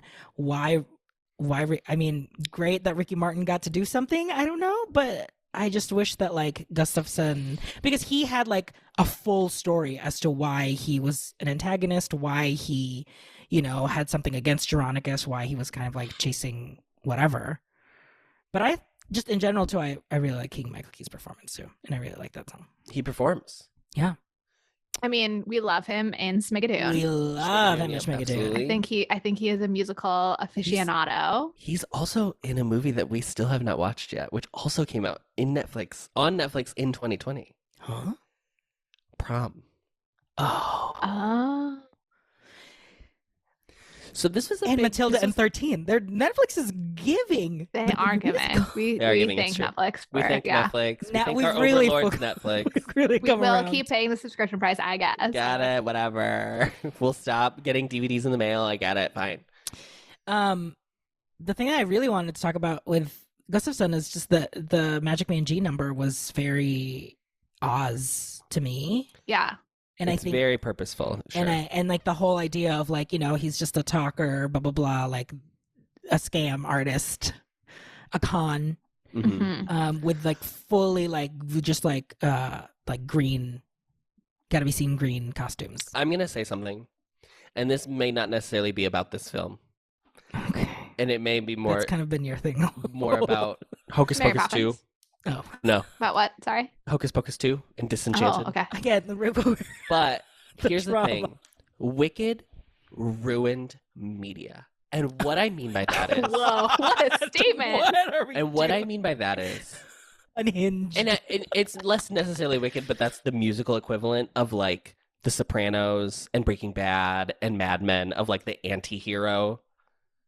We have to familiarize them. The anti-hero. I wish you movement. started with the anti-hero. Yeah, okay. Sure. But Wicked is the only massive musical equivalent of what those TV shows did. So my point I know, but you is, could have said like Breaking Bad ruined media. Wicked, Idina Menzel herself personally broke media. Adele Dazeem.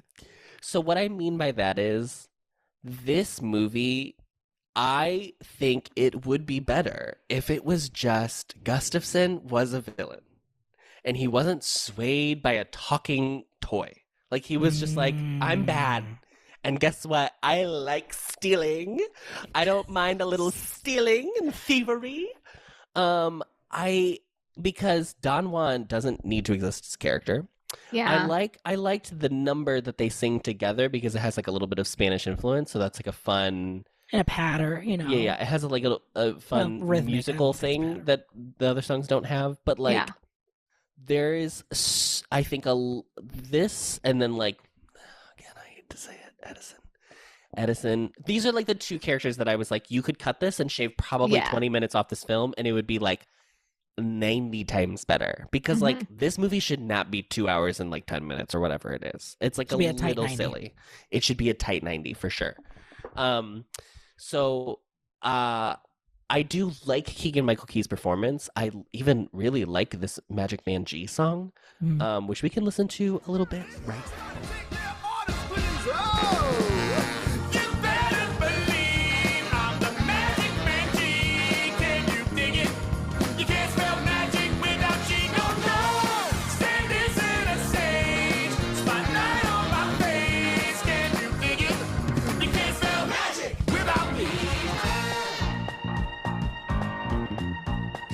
Here's the thing. Let me talk about the choreography, because this is going to lead me to the choreography.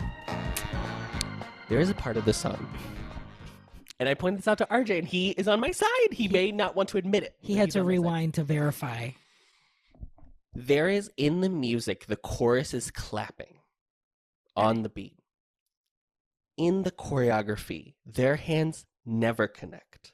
And I was like, did we not hear the song? When you say connect, do you mean that they're making like a clapping motion but not getting all the way to the clap? Or you mean like they're not doing claps? They're not doing claps. Clapping. They're not even visualizing a clap energy. Yeah. Okay. They do, not even clapping with their eyes. No, not a hearty blink. Eyelashes clapping not together. A single blink was happening. No butt cheeks are clapping. Nothing is clapping. Okay. There is a part of the song, like there is closer to the end, where they end. Are doing it because Gustafson like leads it, and then everyone follows. But then in the choreography, they go double time, and the music doesn't clap double time. And I was like, "What are we doing?" And I sound like an insane person. But your like, experience of watching this movie was so different from mine. So different from mine. Yeah, for sure.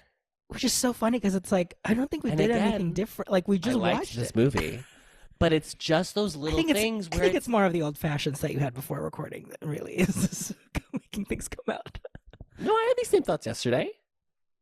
Did I not? You had some old fashions yesterday, too, as well, though, didn't you? I did. You're right.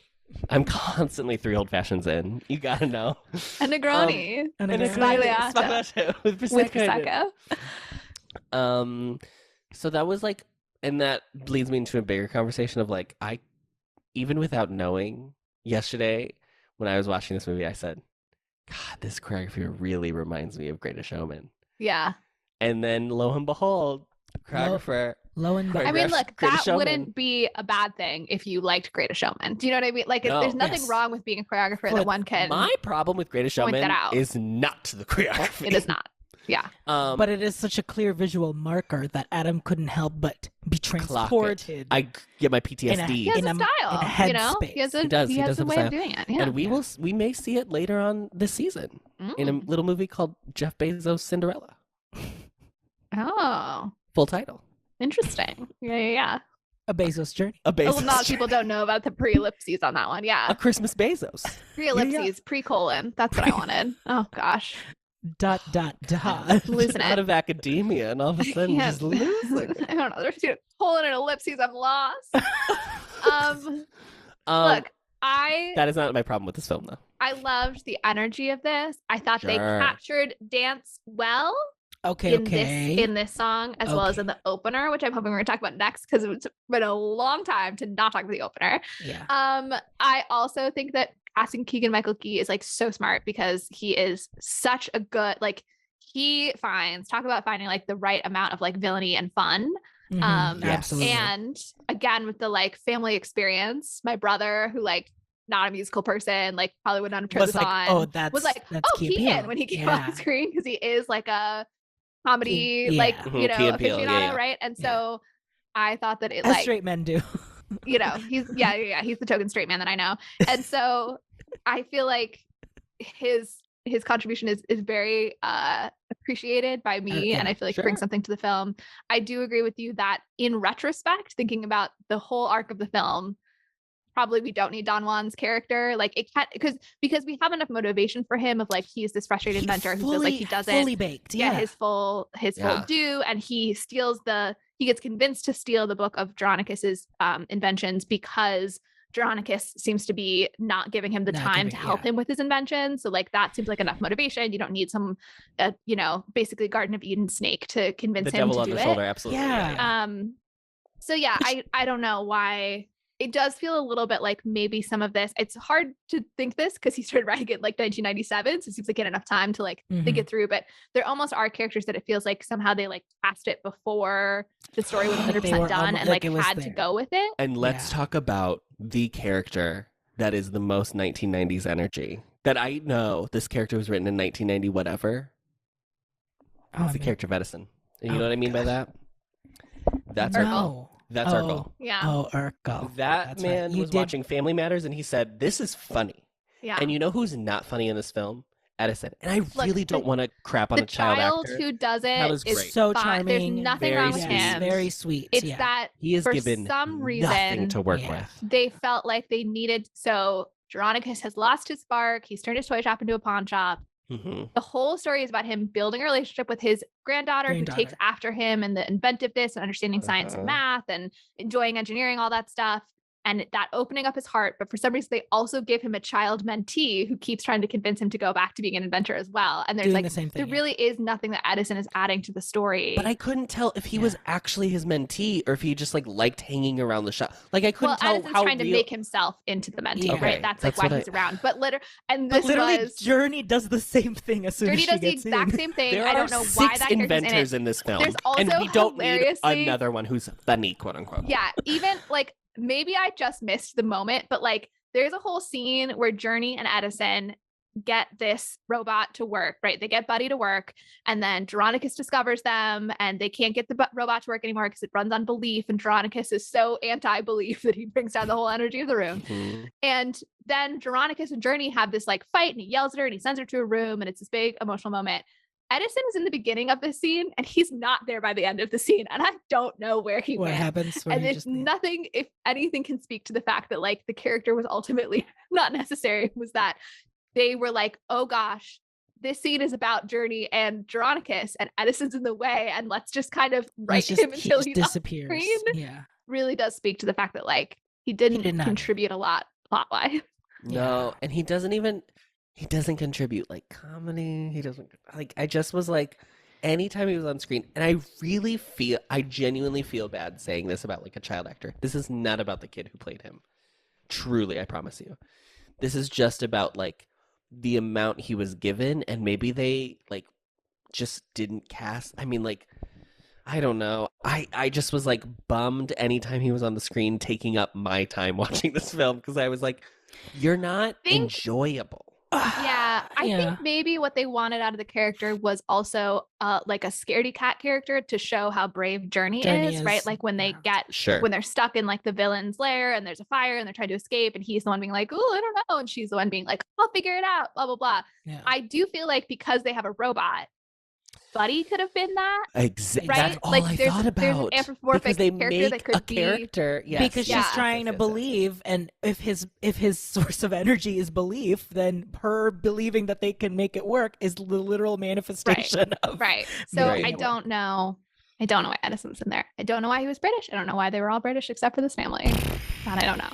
But you know who I did love? Shot in England. That's why. You know who I did love? What British person I did love? Was Lisa Davina playing Miss Johnston. Mm-hmm. I love that we're not talking about this opening song. We're just going to blue ball Molly. Keep moving it to the very back of the We'll get there. We'll talk about like the opening and the. Yeah, we'll get there. I just want to say with Miss Johnston, Adam was like, "Wow, the horny widow trope," and you know what? It's good. I didn't even say funny. Trope. I was making a joke. Like that's not a trope, but like I mean, unless Blanche Devereaux is the trope, but. I think that's hilarious. I think it is. Well, I actually thought maybe for a second when you said like the character that's very 90s, I thought maybe it was going to be this one, only because I wonder if we're starting to turn the corner on like women sexually harassing men is like maybe not funny actually. Yeah. I feel like that's been the expectation. So like funny. It is comedic when a woman like continues to hit on a man far past the point where he's made it clear he's not interested, and then they do get together at the end of this one, so like it works. But I will say I've been binging Abbott Elementary, and like that's the one thing I don't love on that. I love so much about that show. So great. Ava in general, best character, so funny. Yeah. But the whole Gregory hitting on Gregory, she like is his boss, and it like actually is not that funny to me that she keeps being wildly inappropriate with him. So I do think that. I'm not saying there's not a way to do it ever, but like I get nervous about the like. Yes, let's just make the woman very sexual and then that's funny somehow. Yeah. I think like if there was, she's so funny in this. She has really committed to it, and I think they gave her one note, and like and I just mean so character wise, and she was like, "I'm going all in." I mean, performance-wise, I'm giving you a 15. Yeah. Performance-wise, it's great. Obviously, it's a very different dynamic because she's like the postmistress or whatever. So like, there's none of the weird power stuff at play here. But in terms of performance, what she gives to like, she was like, if that's what you say I'm doing, then like I'm doing it 110%. The comedy that she reads everyone's mail. Yeah. Amazing, ma'am. That's illegal. That's illegal. That's literally not your job. That's very funny to me. That is very funny. She's very funny. I also loved it because my nephew, being new to the convention of musicals, my 7-year-old nephew, when the three guys in the shop first like turn around and start to contribute to the song, he was like, oh, he said something like, oh no, like what's this or something like that. And I was like, it's a musical, it's amazing. And they keep popping up and I was like, my favorite guys, blah, blah, blah. And then there's like a little coda later in the movie where she like drives past and they're like at a streetlight and he literally goes, oh no, not these guys again. So pure. And it became such a great foil for me that we kept doing this little bickering about whether or not these guys were the best or worst part of the whole movie. That's so funny. They were very fun. I was wondering if they were like also helped write the music. Yeah, I couldn't tell if they were like cameos. Yeah. Because they were so specific. They were so featured that I was like, oh, are these cameos? But I couldn't. Potentially. I don't know. If they weren't, that would have been a great John Legend role. Honestly. Yes, that would have been really funny to have him just pop up like that. My nephew also said in this song, when Jeronicus was trying to get away from her, he was like, I would just open the door and let everybody hear how weird she's being because she's singing. And I said, well, she's not literally singing, like not in the world of the movie, she's not singing. That's how musicals work. Oh, no. And he was like, okay. And then but get on board with this because later on then when the song with Jessica coming and like singing about like, I'm going to go repair the relationship. And then they're dancing outside of the pawn shop. He goes, was like, they're not really. He goes, I would have gone inside by now. well, I guess it's a musical. And I was like, yeah. He gets it. He gets it. I can't. You just need an aunt to introduce you to the concept at the right age. And then You it'll need- click and you you can be a need musical person. A woman need- in your life to Mhm. just say, this is what it is. It's a This is musical. what it is. When are you introducing Brecht to you? when is That's more that of like an happening? 8-year-old thing, I think. Okay. Yeah. Just a little bit more time. Second grade kind of level. Yeah. Should we listen to a little bit of Miles and Miles? Absolutely. I mean, the belting alone the belt off sure. in this musical. The original Effie White in the West End. Oh, really? Really? Yes. Mm. And Felicia Lot of Rashad Dreamgirls. was the understudy for Dina Jones in the original Broadway cast. And Cheryl Lee Cheryl Ralph Ralph. of Abbott Elementary. Yes. This Famous is the Dream Girl. most And Anika Rose. No, I know that was the like unspoken part of it. I thought that, yeah. I love that this episode has the most references to other things outside. I feel like we've referenced so much more of other things besides the movie. Potentially. Yeah. It's up Well, I there. mean, it's all obviously a reference to Mary Poppins, Mary the Poppins, first exactly. text that was ever It is. written. Yeah. The Bible. The Yeah. scribe. Mhm. The stone tablets. Find the light in your life. In life, Get your butt outside. Stop sitting in the dark all day. in the dark all day by yourself, you find You just like get you where you're going. And I say it 'cause I know. and you know. You ain't done living, storm sinking, start swimming. There's nowhere where sit moving, keep moving, and you know The world needs to see you smile. The world loves it when you smile. Can you give it to us now?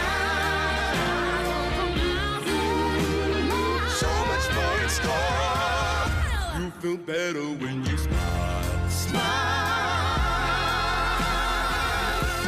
Smile. Look, I liked a lot about this movie. Wow. We are going to be on very different We're sides gonna of be the coin very- on this. Okay. This is very interesting. But when people try to put magic together with math, Oh my god. Oh my Molly, god, hate it. Molly. Stop. RJ, get out of this conversation. This is a me and Molly Molly, podcast. You are not you invited. and Adam have finally met. This You are square root- finally looking at each other and listening. Okay. see You each are- other for the you first are time. finally lyrics- seeing each other. The lyrics are the square root of the impossible is possible in me. And this is what I said 3.5 hours ago at the start of the recording, that I said this was a twee musical. It was true. It was about the references to science and like math, where I was like, I get what you're trying to do. You're trying to be like STEM, right? STEM is magical. STEM is beautiful. Science, technology, engineering, mathematics, women in STEM. It's important. It's important. Black women in STEM, we love it. We love to support Absolutely. it. Do Absolutely. you know what it is, though? It is, and we're going to reference another thing outside of this media. It is explaining the force of Star Wars as midichlorians. It is like taking a thing you don't need to explain. Everyone knows what magic is. Even if we don't know what magic is because it's not real, we like have an intrinsic understanding because of generations of media of what magic is. That we understand what magic is. You don't have to be like, magic is secretly math that you don't understand because you're not smart enough to get it. And if you did understand it, then you would get magic. I was so annoyed by the fact that they were like using literal things that exist in the world to be like, and that's magic. And I was like, no, it's education. It's And also, math is not magical. It's a thing you can understand. It's a Right, thing it's that is of this logical, world. actually. It's able to be understood, and things aren't impressive because you don't understand them. To your point about like magic, like it's not like, oh, math is ultimately just like magical and it's just like a thing we believe in, same way we believe in anything else. It's not. It's actually different from belief and emotion and stuff. Like those Mhm. things are also important. But it's not math. Journey, you can do anything. I love this character in general. This performer is awesome. She does she's such a great so job. good. She's so It good is in this movie. so obnoxious, the lyrics Thank you. of this song. It is so annoying to say like the math is not enough, right? It's like we have to make it I'm gonna about have a, being I'm possible gonna and pass whatever. out from joy. Joy Jangle. That's my name, honey. Here's the thing. Joy is right over there. Do you see it on our Joy? Catherine, whatever her name is spinning in her grave. Hold on. Hidden Figures mathematician. Yes.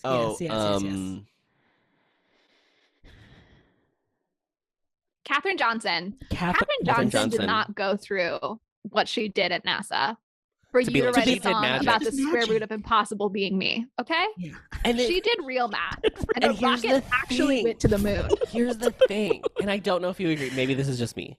If it was just this song, I could be like, oh, that was annoying, but it's fine. It's the entire film. Yeah. They do like it's the quadrilateral of the subtract of the. It's of all of that. Yeah. Yes. It's subtract the spectacular from the wonderful, and you get. It's where it comes into the math that I can't. I do like the in the. We need to pause. We need to give Adam a moment. He needs an inhaler. This is like a 3 flights of loft stairs situation, everyone. He needs a moment. Where it did work for me was the whole thing about like, I got a magic potion that I'm going to add to my toy, and that's going to make it come to life. So Don Juan coming to life and Buddy coming to life through belief, that tracks for me because that is how toys work, right? Like you make a thing, but then it's like the childhood wonder of imagination is what like brings the toy to life. That I'm fine with. It's the writing the equations and being like, I need to get out of this tunnel that is on fire. I need to figure out what angle I need to get out of this fan with. And so I'm going to like look at the square root of impossible. Like, no, girl, you need to do real math right now. We cannot be having fun. Which you know how to do. I can get out of the way of this massive metal blade if I believe. And I think that what actually annoys me is that it is, to me, it's like artists being like, to get people into STEM, all we have to do is be like, it's cool. Really just about believing in yourself, but like, it's not about believing in yourself. That's like not, math is very rewarding. It like gives you important information about the world, but just like, I can do it because I believe I can is not going to get you through a math class. And we have to value what is different about math and science from other subjects in order to really encourage children to pursue them, show them what's actually interesting about it instead of writing these songs about like, I'm really the core of math. You're not. Math is about numbers, not about you. Sorry. Also, like, if we want to really look at this, what does it mean to be the square root of impossible? Because technically, I is an imaginary number. Okay. No. See, you're also going down the same path. And I think we're on track here to figure out what magic is, Molly, in this moment. Here's the thing. I thought the song itself, like, musically was really lyrics. good. Yeah. Sans lyrics, great. I still think though that her wishing song, not the only one, I liked better, but I am like a little bitch for a wishing song. And it was just really short. It was literally it felt like a little coda of just like, and here's how I'm feeling. This is my setup for. But I did like at the end of Square Root of Possible that she was like in front of the clock and like the gears were turning behind her. There's like a very steampunk aesthetic to this film that like we really haven't touched on, but like it's very funny that it came out in 2020 because it feels like it's like 10 years past when steampunk was like cool or whatever. Steampunk is a weird. I read an article one time about how steampunk is this weird, like it's an aesthetic that exists without like a core text to it, you know? Yeah. So like, I don't even know when was the height of steampunk because there wasn't a fantasy series that like was the moment of steampunk. So it's like what people associate with like Jules Verne. That's steampunk. Kinda, yeah. But like not exactly. Really There's also exactly. like other things on top of it now. I think that people have said like Repo, that musical. We should put that on the list. Do you know what I'm talking about? No. That's maybe like the best example of steampunk. Yeah, but it's like it's not a big film. It's like a cult. 2008, Repo the Genetic Opera. Oh yes, I've heard of Paris Hilton's in it. Oh. Alexa Penavega. Oh. From Dancing with the Stars, yeah. From Spy Kids. Those are the only two people I can think of that are in it right now. I didn't know there was like a movie. Or like a Yeah, there was just something format. about the thing too with that song was that like I felt like it lost steam right before it started because she showed her magic math mathematician. Do you think and then like he was like, oh, you see that too? Oh, I can't, leaves. And then like she sings a song about like either something along the lines of like, yeah, I'm finding it or whatever. Like it just felt a little bit like I don't know. Like I don't know. The discovery into the song, I felt like there was just a little bit of disconnect because of how Jeronicus like kind of like puts her down or like leaves. And then it was like, I don't know. I just wish there was a little bit connecting with the scene right before.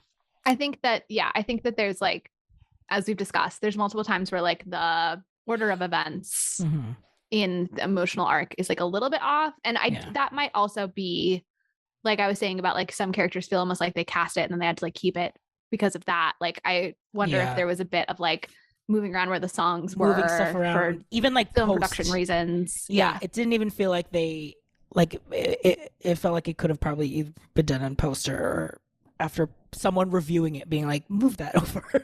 Because like that song comes in right before she starts like exploring and then like gets up to the attic, that I almost wish that like maybe, I don't know, maybe all of that, maybe the song could have been happening while she was exploring, because it's like I'm finally here where all of the things that I see here make sense for the first time to me. And it's not this is why musicals have previews, and movie musicals that start as movies don't have that benefit unless you're singing in the rain and you get a preview, maybe so that they can go back and fix and dub everyone.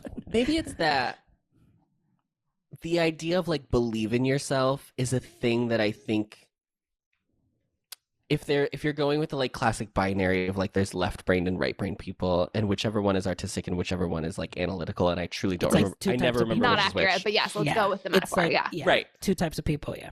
I think there's like oftentimes the theme or motif of like believe in yourself is about like like believe in yourself because you'll have a feeling, or believe in yourself because you are a thing, or like believe in yourself because you have a feeling. Whereas like believe in yourself because you can like do the Pythagorean theorem. Like I just, and like it's weird. I acknowledge that there is like a drop off in like women, especially like Black women in STEM, and so like maybe they're trying to like specifically reach out and be like, but if you believe in yourself you can do STEM. But I think really it's not that the women don't believe that they can do STEM, but more that like the institutions should start believing that they can do STEM. Maybe we need to sing to the institutions. So excellent point. I feel like what would be better would be either if Jeronicus didn't believe that she had the skills that she does. And so what she's thinking about is convincing him of her capabilities in helping to fix a toy or whatever the thing is, right?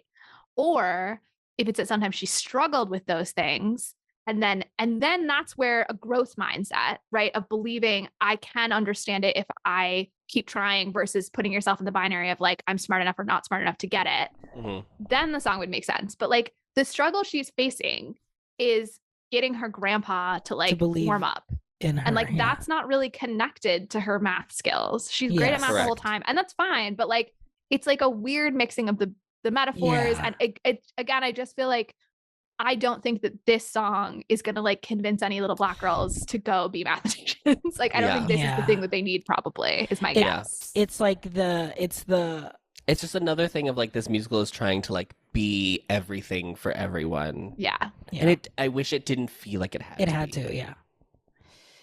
Because it's like singing about something that's not really about the problem. Because like you said, the problem is more about the relationship. It's like character driven of like the grandfather not wanting to connect. But she's singing about like, I can do anything that I want to do. Like I can be, because I believe in myself. I'm like, I know you, from the first minute we see you, we already see these things that you can do. There was never any doubt that you don't believe in yourself, or the audience doesn't believe that you can do these things. Like you are introduced as someone who can do fixing your relationship with your grandfather is not really about believing in yourself. It's not math. And it's not about believing in yourself. It's not math or magic. It's not math, and it's bad to make people think that like if you just analyze the situation, you can like fix problems, because sometimes like human beings exist outside of analytics. Yeah.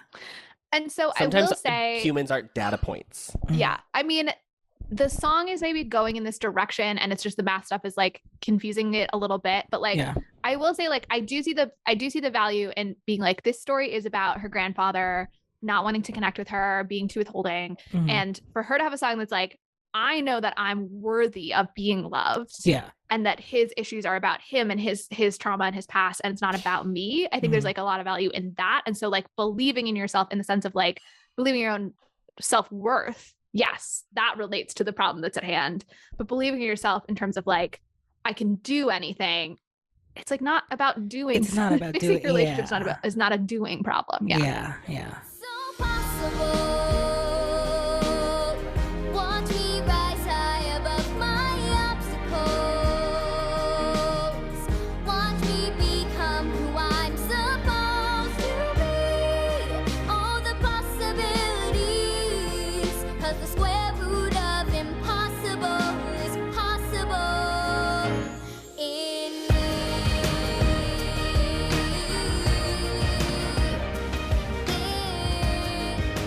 I think we've overanalyzed this. I know. All hack. Have we played it yet? This poor girl who just wants to sing, girl. She just wants to sing. just And look, wants to sing. you did an amazing job, Madeline. Well done. She just wants to sing at the Oscars. You can tell that this girl has done theater since she was a Oh, toddler. absolutely. Yeah. Here's the thing that I want to talk about next. I want to talk about the snowball fight because I really like this background song, which we're just gonna put in the background while we talk about it. It's being Audio scored right editing. now. The audio editing. However, Brilliance. it's called Grandpa Mini. Mini, I believe. I don't know, guys. Hold on. I wish I was better. I like this scene a lot because it reminds me of the montage scene in Sister Act where they're like cleaning the city. Just a bit of love, just So a it's like touch a of scene love, just a touch of love, that's a just like touch of there love. to further like everyone's character development, but like in a quick little like moment, which is great. I really like the song in the background. I think the dance is like super cool. There's one problem I have with this movie in regards to its music. I wish the score and the songs matched better, because the movie starts with the like Felice Rashad explaining the Classic, like, storybook, like, Christmas scene. correct, and I think it just sounds so classical in its like sound that like once the Dickensy, first song, and this Molly, this can lead you into This Day, which is the first song in this I know you've been movie. waiting to I know you've been waiting to talk about This Day. I haven't said anything until we've gotten to that song. People didn't know that there was an opening number. I had no idea. That when the first song came in and it was like so modern that I was like, oh, I kind of wish they had like telegraphed that it would be that, because visually, while yes, there is like African elements imbued into the Victorian setting, that doesn't tell me that it's going to sound like Hamilton. a pop R&B hip hop like track with like a hard beat. So here's the thing. There are a lot of movie musicals that employ this, right? Like this device. Hamilton, we kind of like mentioned, like the Marie Antoinette, I feel like is the one that like the big cultural one that people talk about, or of like, it's like modern music, or like even like Bridgerton. Oh, or whatever. like historical anachronisms. Yes, Yes. And I guess it's like, I don't know, like, is it like, is it a taste thing, or is it like there should still be some sort of like in good forms of storytelling should still kind of like make an effort to connect? Yeah, You know? I felt like the opening song, a lovely piece. I really liked the opener. I felt like it came quickly enough for me that I didn't feel surprised of like, oh, you set up one thing and now it's something different. Like, it was like right away. I felt like it was early enough that it was fine for them to be setting up, and we're also going to do modern music. I guess I feel like with the anachronisms, I mean, I guess you could argue there too, which is that the fact that this is like a majority Black town in Victorian England, which to my knowledge would not have existed. I mean, I think England didn't even outlaw slavery until like the 1820s. God, they'd love to lord that over us, by the way. sorry, just to like be an annoying. Neither country is good for having had slavery. And so just because you got rid of it 40 years before us, yes, exactly. you're not way years after. Yeah. So annoying. Sorry. Royal family continues to live off of endowments that they gathered from the slave trade. I think that so like that's an anachronism of like, and that I think is like kind of in one category of like, obviously Black people did exist in history. I think I think that's like kind of its own kind of colorblind approach that is like pretty value neutral to me, right? And then I can see arguments for and against. And then there's like the modern music part of it.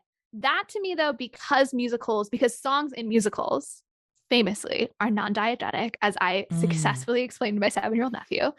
Amazing. Yes. I feel like the music can be anything and it doesn't have to relate to the setting to me in terms of how I feel about musicals. Okay. I don't feel it's the same way that I do like Marie Antoinette having like Marie Antoinette is like a film that uses anachronistic fashion choices and music and blah, blah, blah. And that feels way more purposeful. Whereas I'm trying to think if there's another good example. I mean, obviously Hamilton, but like, I mean, we kind of Rocky Horror, we kind of said a little bit, right? Like that's a little bit more nuance of like time of the music didn't really fit the like. Yeah, I feel like a lot of musicals like do have music that speaks to the time that they're written in and not so much the time period of the thing. Yeah. And that doesn't really take away from like, is this historically accurate in any way to me personally? And maybe this is fully just my concept of like music sounding classical being like of all times and periods when like that's obviously not the case. Yeah.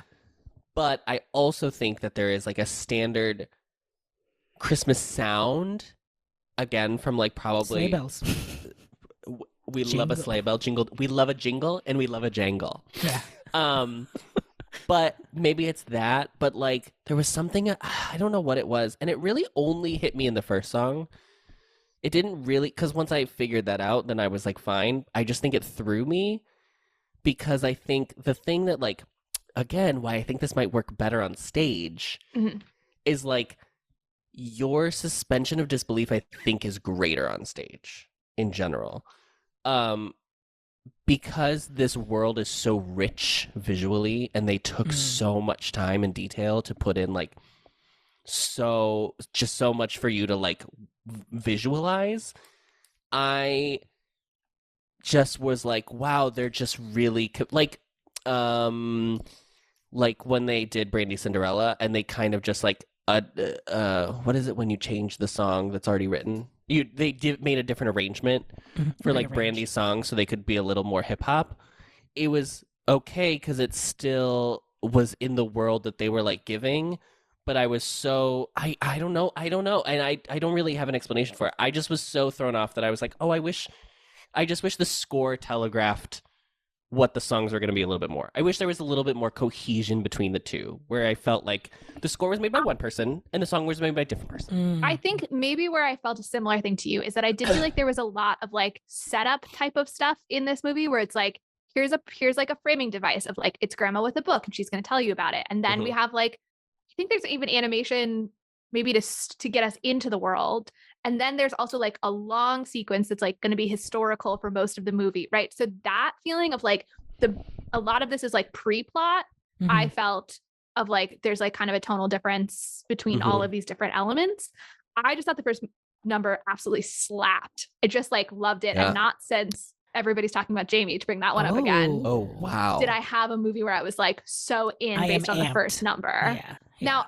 Also, those two are some of the other only two we've watched that I hadn't ever seen before and didn't really know what the music was going to be. Yeah. But I was like so brought to life by this opening number. Also, my little nephew was trying to ask his mom for a snack and was like in the middle of like kind of pestering her. And then when there's like a moment in the dance of the first scene where two guys kind of like do a big leap and flip. And he like stopped talking and watched it and then went, did you see that? They jumped over. He was so excited about it. So I think you just have to watch every movie with a child. I think is like the new. Watch every movie with a child is what you should do. Every single movie, absolutely. I think you just have to see the opening number as like this is really the start of the movie, and everything else has been like intro Preamble, and like not intro, use that as yeah. like setting up the movie as much. You know what I mean? Yeah. Especially for a also- movie musical. Yeah. Like, Yeah, I also realized that earlier when I was talking about having an all black town and that being historically anachronistic, that I said I can see pro and con or like arguments for and against. And I realized that that could be interpreted as me saying like, I understand white people who like don't think that historical film should have anyone but white people in it. So let me clarify that pro and cons, meaning pros of just like allowing people to tell all different kinds of stories, cons being people who think that colorblind approaches to history like kind of erases it. Yeah. real oppression in real Specificity. history. Yeah. There's been oppression. There's been critique of Bridgerton specifically, which we brought up earlier as like Right. Mm-hmm. oversimplifying history, allowing us to live in a fantasy of like we've all just gotten along this whole time Yeah. and everything's been fine. And So not that the was what I meant by con, and not, you know, can't have a Black Little Mermaid kind of con. So just to clarify. Which Molly won't let us watch. Spoiler alert. Yeah, I put my foot down on that. I said, have you ever read the Hans Christian Andersen story? Do you know how he would feel about it? He would feel fine because the story was about monsters gaining souls in Christianity. It wasn't even about romance. The amount that Little Mermaid is different from the original film already is ridiculous. And the concept that what has taken it away from like a It's European like, literary I tradition is something. I casting a Black unearthed. woman as Ariel is ridiculous. Molly has been waiting. She's been waiting to get this out. I taught a Hans Christian Andersen course to college students. Oh. Don't come for me on the Little Mermaid. The y'all. fact that the Little Mermaid ends with her turning into sea foam is nuts. Time stands still, can't explain what I feel. If this is really real, nothing's ever gonna be the same. I get to say goodbye to the struggling life. Say hello to the sky, spread my wings and fly away.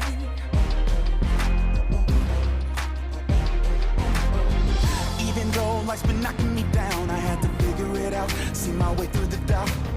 And when it seems I'm lost, turn and find my way.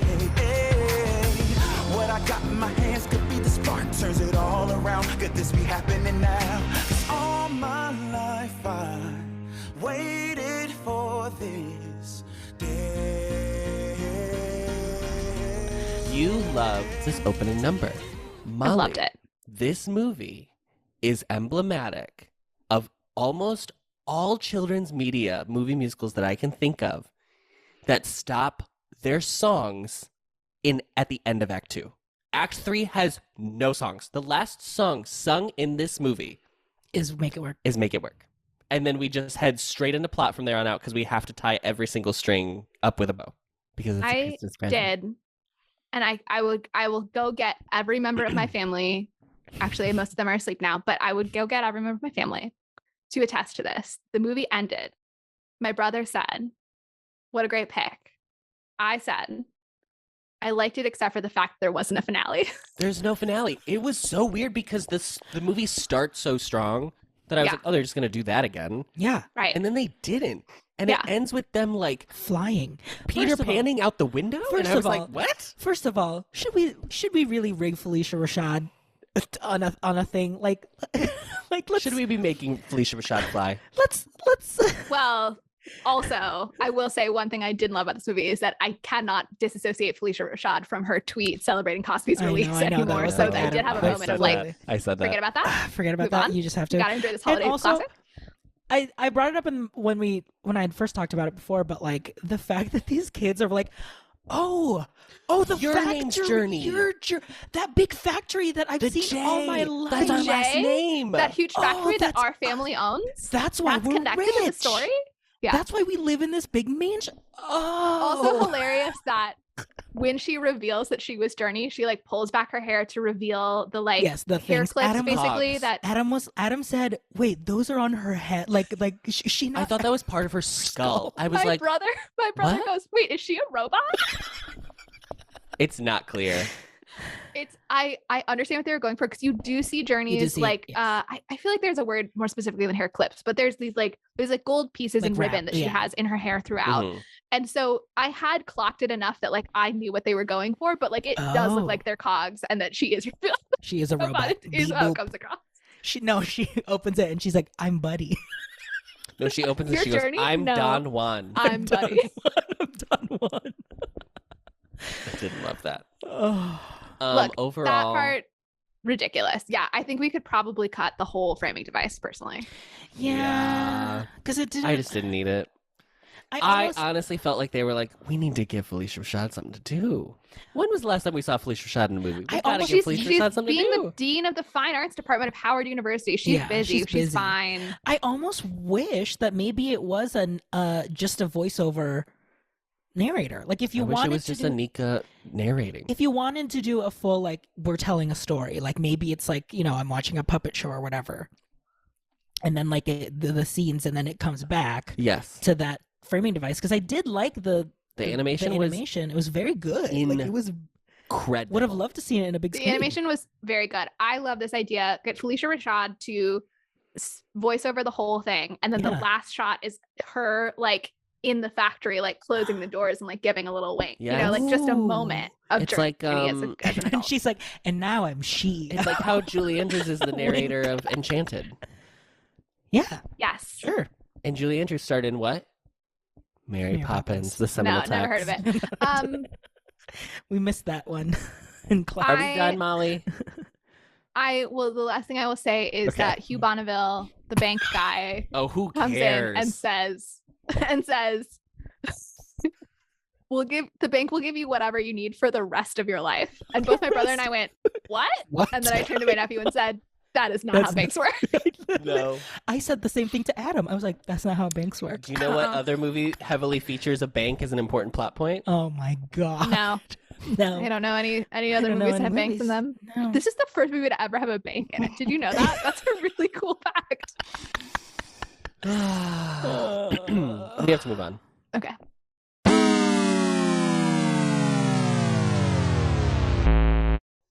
So the critics were very positive on this film. This is an 89% certified fresh on Rotten Tomatoes. From the LA Times, Gary Goldstein wrote, "The cast under Talbert's fine guidance is uniformly strong and engaging, placing character over caricature and rarely allowing the sweet to turn syrupy. As the town's lovelorn male character with an eye for Jeronicus, Lisa Davina Phillips delights with her nimble comic chops. And true to a film filled with wonder, don't be surprised by Whittaker and Key's musical ability." I don't know why I chose that quote. I think just because I wanted to reference RJ's favorite character. Is it because Ms. Johnston. You haven't yet told us who let you down in this movie, but I'm guessing that it's someone mentioned in this quote. Who, Adam? Oh no! I said a whole diatribe. It was Edison. Yeah, it was Edison. Oh, you just didn't connect. Just like the movie, you really didn't connect the. Oh, let me make it clear to the listeners. Edison is the worst part of this movie, and I have a quote coming up later. Oh. I thought that it was just that Whittaker does a great job on the whole, but him and Anika Noni Rose, the vocals are not at the same. I think he holds his own impressively for someone not known for singing, but like, sure. Yes, I think he holds his own. Adam made a comment that was like, Forrest Whitaker's acting is like, don't do this to me. Not quite. He's like, it's not quite, but he has not seen Last King of Scotland, so he like doesn't know like famous which is his famous. Performance. Yes, and I think I kind of agree a little bit in the sense of like I think the roles that he has been cast since kind of just like only lets him like act in a certain manner, like level. Yeah, because there is a little bit of like he could do this in his sleep, a little bit of like what he's doing right now. I probably until after the snowball fight, I did not find his character engaging. Yeah, and that's purposeful. That's purposeful. Mm-hmm. But he sold it too well in the beginning. You also, I've never seen a Scrooge in which I was like, I don't find this character engaging. Mm. If that makes sense. Yeah.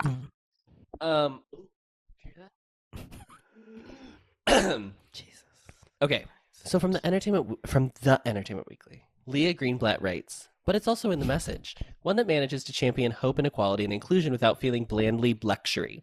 For all its enchantment, the movie also makes a solid case, incidentally, for the very real benefits of math and science and puts great faith in the big brains of even the smallest girls and boys. In a year short on so many of those things, Jangle feels like finding something sweetly familiar but also new, finally, under the tree." I brought this up to remind us that in 2020, the other big thing that happened besides the pandemic was the George Floyd protests. Mm-hmm. So I think there was like a large reckoning, especially in the media industry, of a very big conversation, which was like, why are we not celebrating Black stories. Mm-hmm. And so I think that's like a big part of like the push to get this movie out there. And I think it's great. This movie was obviously already in production before anything happened. Yeah. So I think it's great that that Netflix already was like, yeah, let's do this, because it's a very good. I mean, like, I have never seen a Black Christmas movie. I don't think. The Wiz, maybe Thanksgiving movie. I think it's a classic Thanksgiving film. Determined, yeah. So anyway, yeah, I think. No, for sure. I think it's interesting. And I did hear like interviews with the creators about the fact that this was obviously greenlit and all happened and got filmed and stuff before all of that. But I think was received as like a very welcome moment of Black joy in a moment where it felt like that was very absent. Mm-hmm. Yeah. And then finally, from the Chicago Sun-Times, Richard Roper writes, so much movie packed into one story, but the universally appealing performances and the show-stopping musical numbers carry the day. The color-coordinated, elaborately constructed costumes by Michael Wilkinson are Oscar caliber, as is the production design by Gavin Bouquet.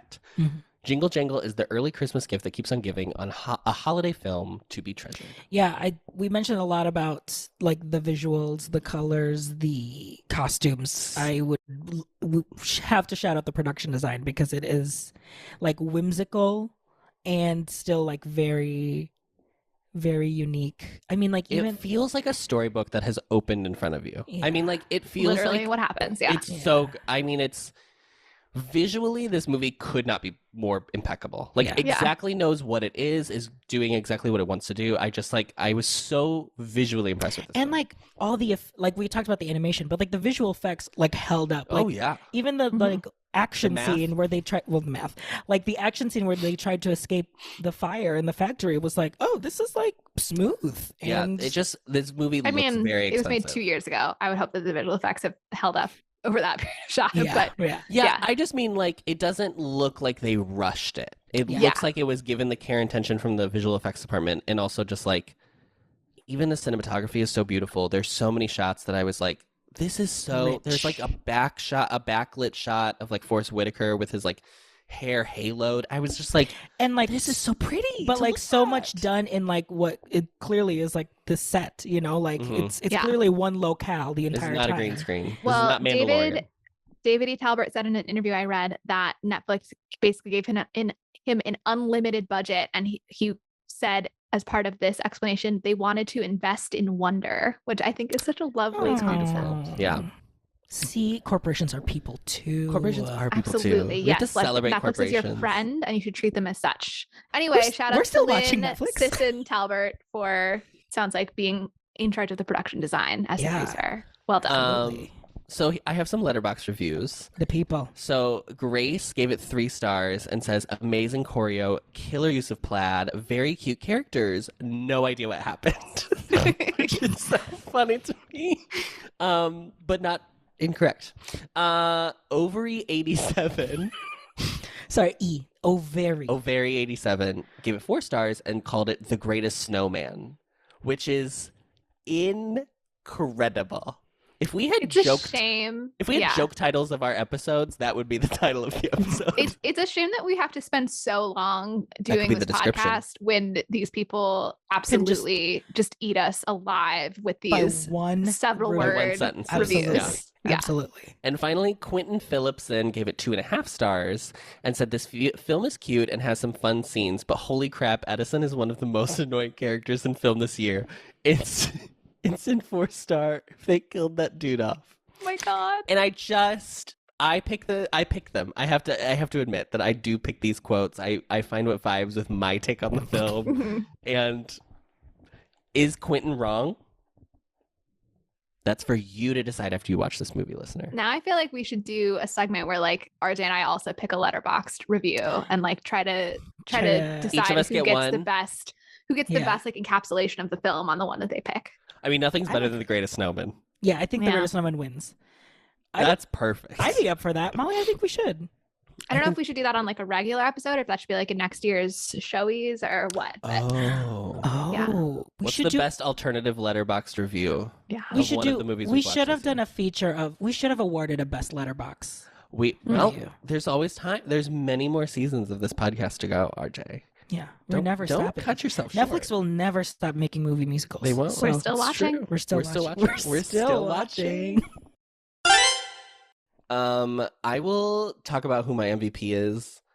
My MVP for the first time in the history of Showgays is going to be Lynn Sisson Talbert, the producer of this film, because it was her decision to go down this afro-victorianism path. And I think it is so... It is what sets this apart. It is, yes. It is the pièce de résistance of this film. I do this fun thing at the end of every year where I go through all my Letterboxd, which is like, a movie tracking app of like what movies you watch. What? Why are you explaining that? Like we have just been referencing people do reviews on them. I think what's it called? Letterboxd. Oh, and there's no E? No, the E is silent. BOXD?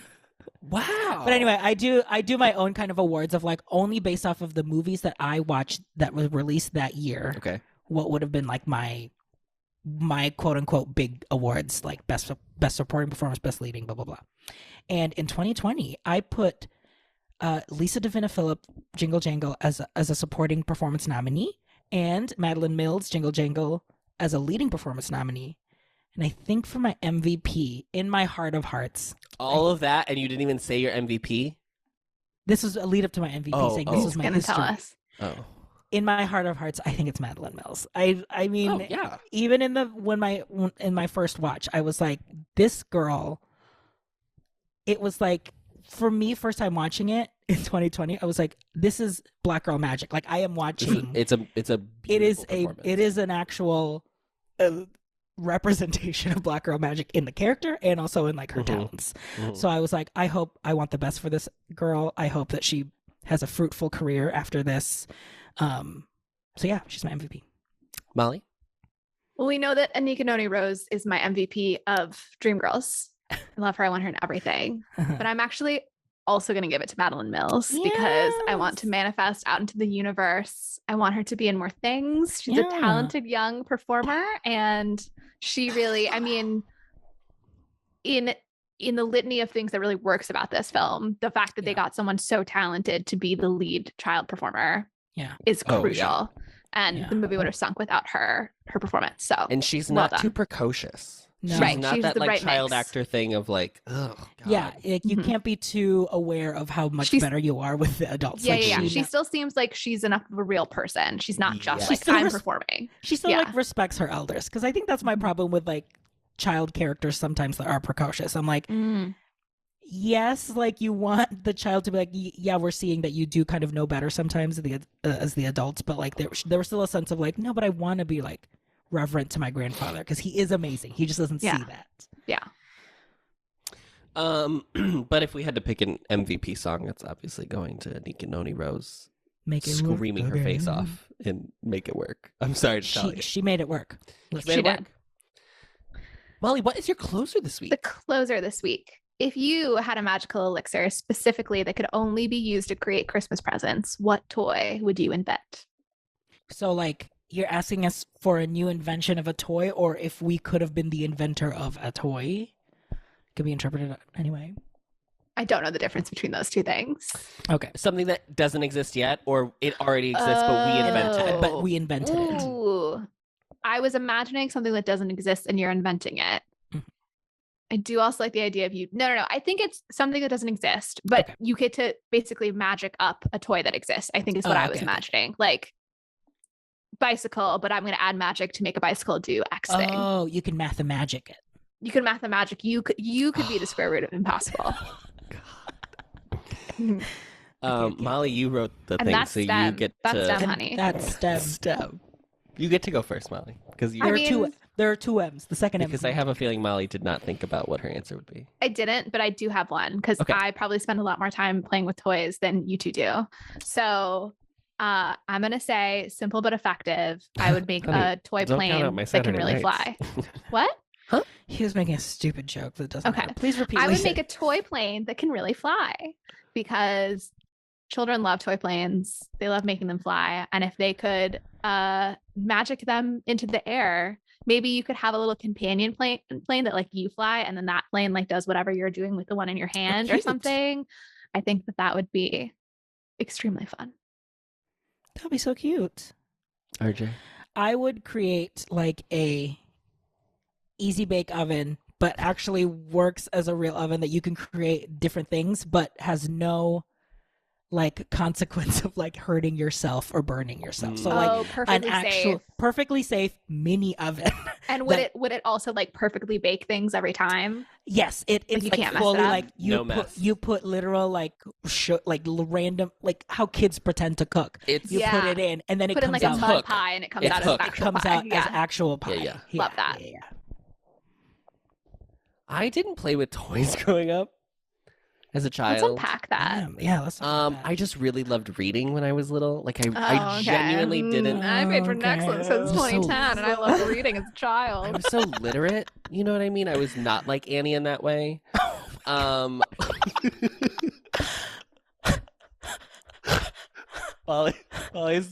Molly's gone off the pod. She jumped. She jumped out the window. So It could be a magical book. I did not like a magical storybook or I something. did not gain a lot of joy from toys. I would like play with them for a little bit and then be like, what am I doing? Okay, well, my Spirit of favorite toy? Christmas. Other You know my children like favorite toy? toys. You know what my favorite toy was as a kid? What? Actually, genuinely. Do you know those? It's not an actual toy. It's probably It like is. Post-it notes It is. or whatever. It's a toy. Do you know those marble runs where you would Yeah. like build the tower and then you'd watch the marble go down? Those were my favorite. So Mathemagic. So Mathemagic, like the Mathemagic. biggest one of those possible. I don't know. That's not really an invention, but I'm not an inventor. I'm an artist. Maybe it's like I'm a soldier. I'm an artist. like basically like it lets you Rube Goldberg machine something without having to have the skills to like really. Yeah, it's Now, those this like is, now it's you've those unpacked breakfast- trauma, it's so I those have to talk breakfast- about okay. this. Okay. So 8th grade, we had to do a Rube Goldberg machine for like our final in 8th grade science class. And you were supposed to work with a partner or you could work by yourself. I had no friends. So I did not work with anyone. Not because I didn't want to, because nobody wanted to work with me. So I did it by myself, but I put it off because I didn't know how What it actually how was, yeah. how do you do that? How do you make a Rube Goldberg where they're just like, here's a poster board, good luck. It was like a foam board. Mhm. So, and you were supposed to do, I think it was like, there was a certain, I don't know how many it was, but there was a certain number of different ways you had to move the thing to the other thing. So it couldn't just There be was like a you were going down 1, 2, levels. yeah. You had to do like 3 or 4 different modes Like of mechanisms or Yeah. something. Yes, Okay. correct. And I failed at it. But I love I love the concept of Rube Goldberg machine so much. But It's I the, hated It's the guy with the breakfast, right? Like he rolls a little Yes. marble and then it goes through different things, so that way Yes. it cracks an egg Yes. into his plate or whatever. Yes, they're so fun. Okay. So it's in Back to the Future when he opens the like dog food. Sure. It's that sequence at the very I beginning. know of it the from film. Flubber, the greatest. Also Flubber. Oh, It's yeah, in a lot of absolutely. children's media, Yeah. in fact. That talk about science So in some way. and it's always referencing Mary Poppins.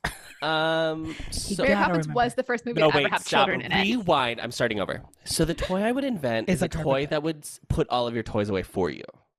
Just like in Mary Ooh. Poppins, how you just like snap. I used to try to snap my toys and like my crap in my room back into place. That was me after watching Matilda. I would stare at Mm. doors, And being try like, to open them. I can slam this door shut. Yeah. I used to think that I had magic powers in You the had vein of math Matilda magic. because of the thing when you like tilt your head to the side and then you can like see through something and not see through it at the same Mhm, time. mhm. I thought that I Oh, was yes. like You were like, magic I can see because I through can do walls. that. Yeah.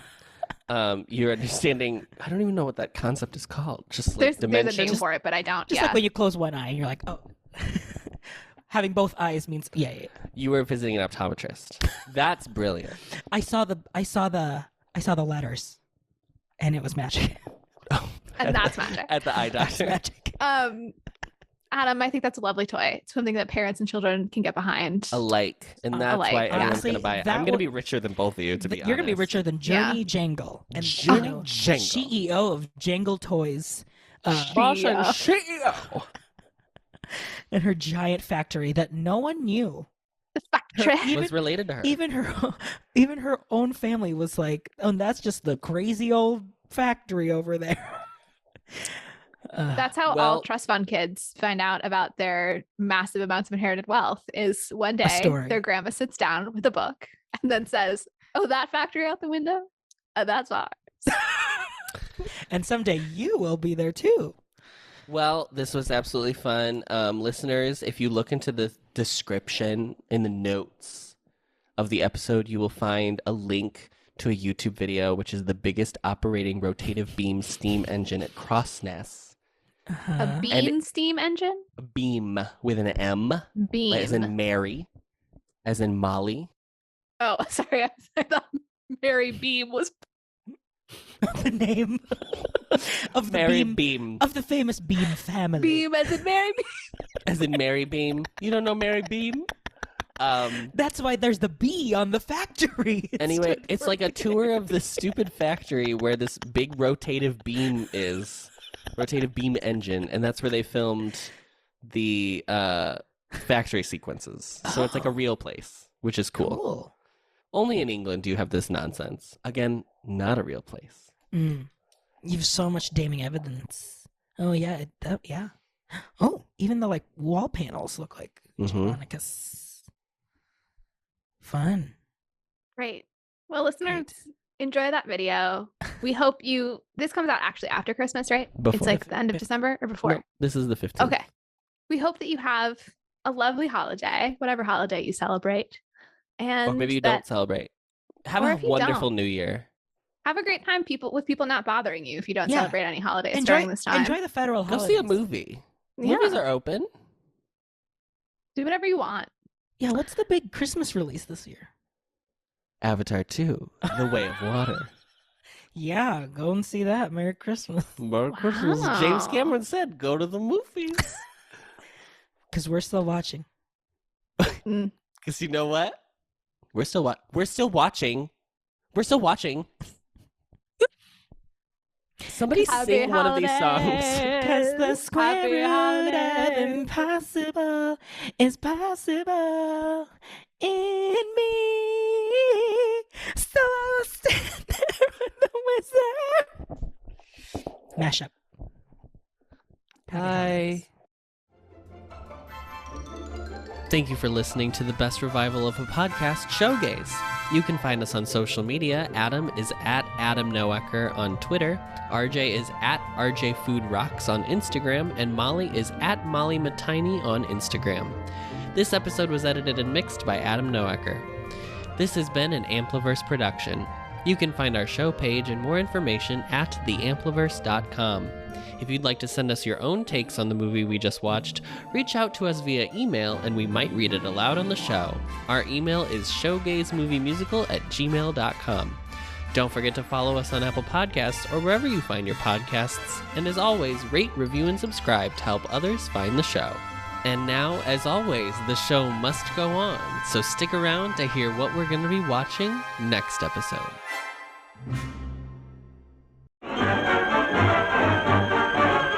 Join Fred Astaire and Ginger Rogers in Top Hat.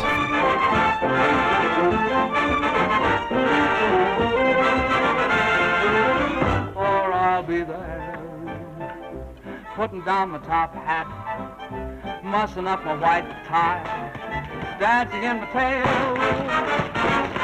Heaven, I'm in heaven, and my heart beats so that I can hardly speak, and I seem to find the happiness I see when we're out together dancing cheek to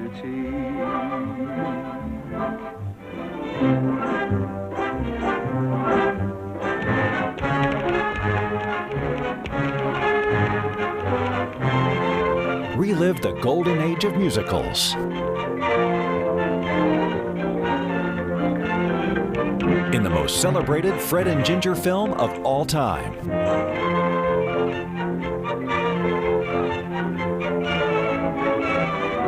With unforgettable songs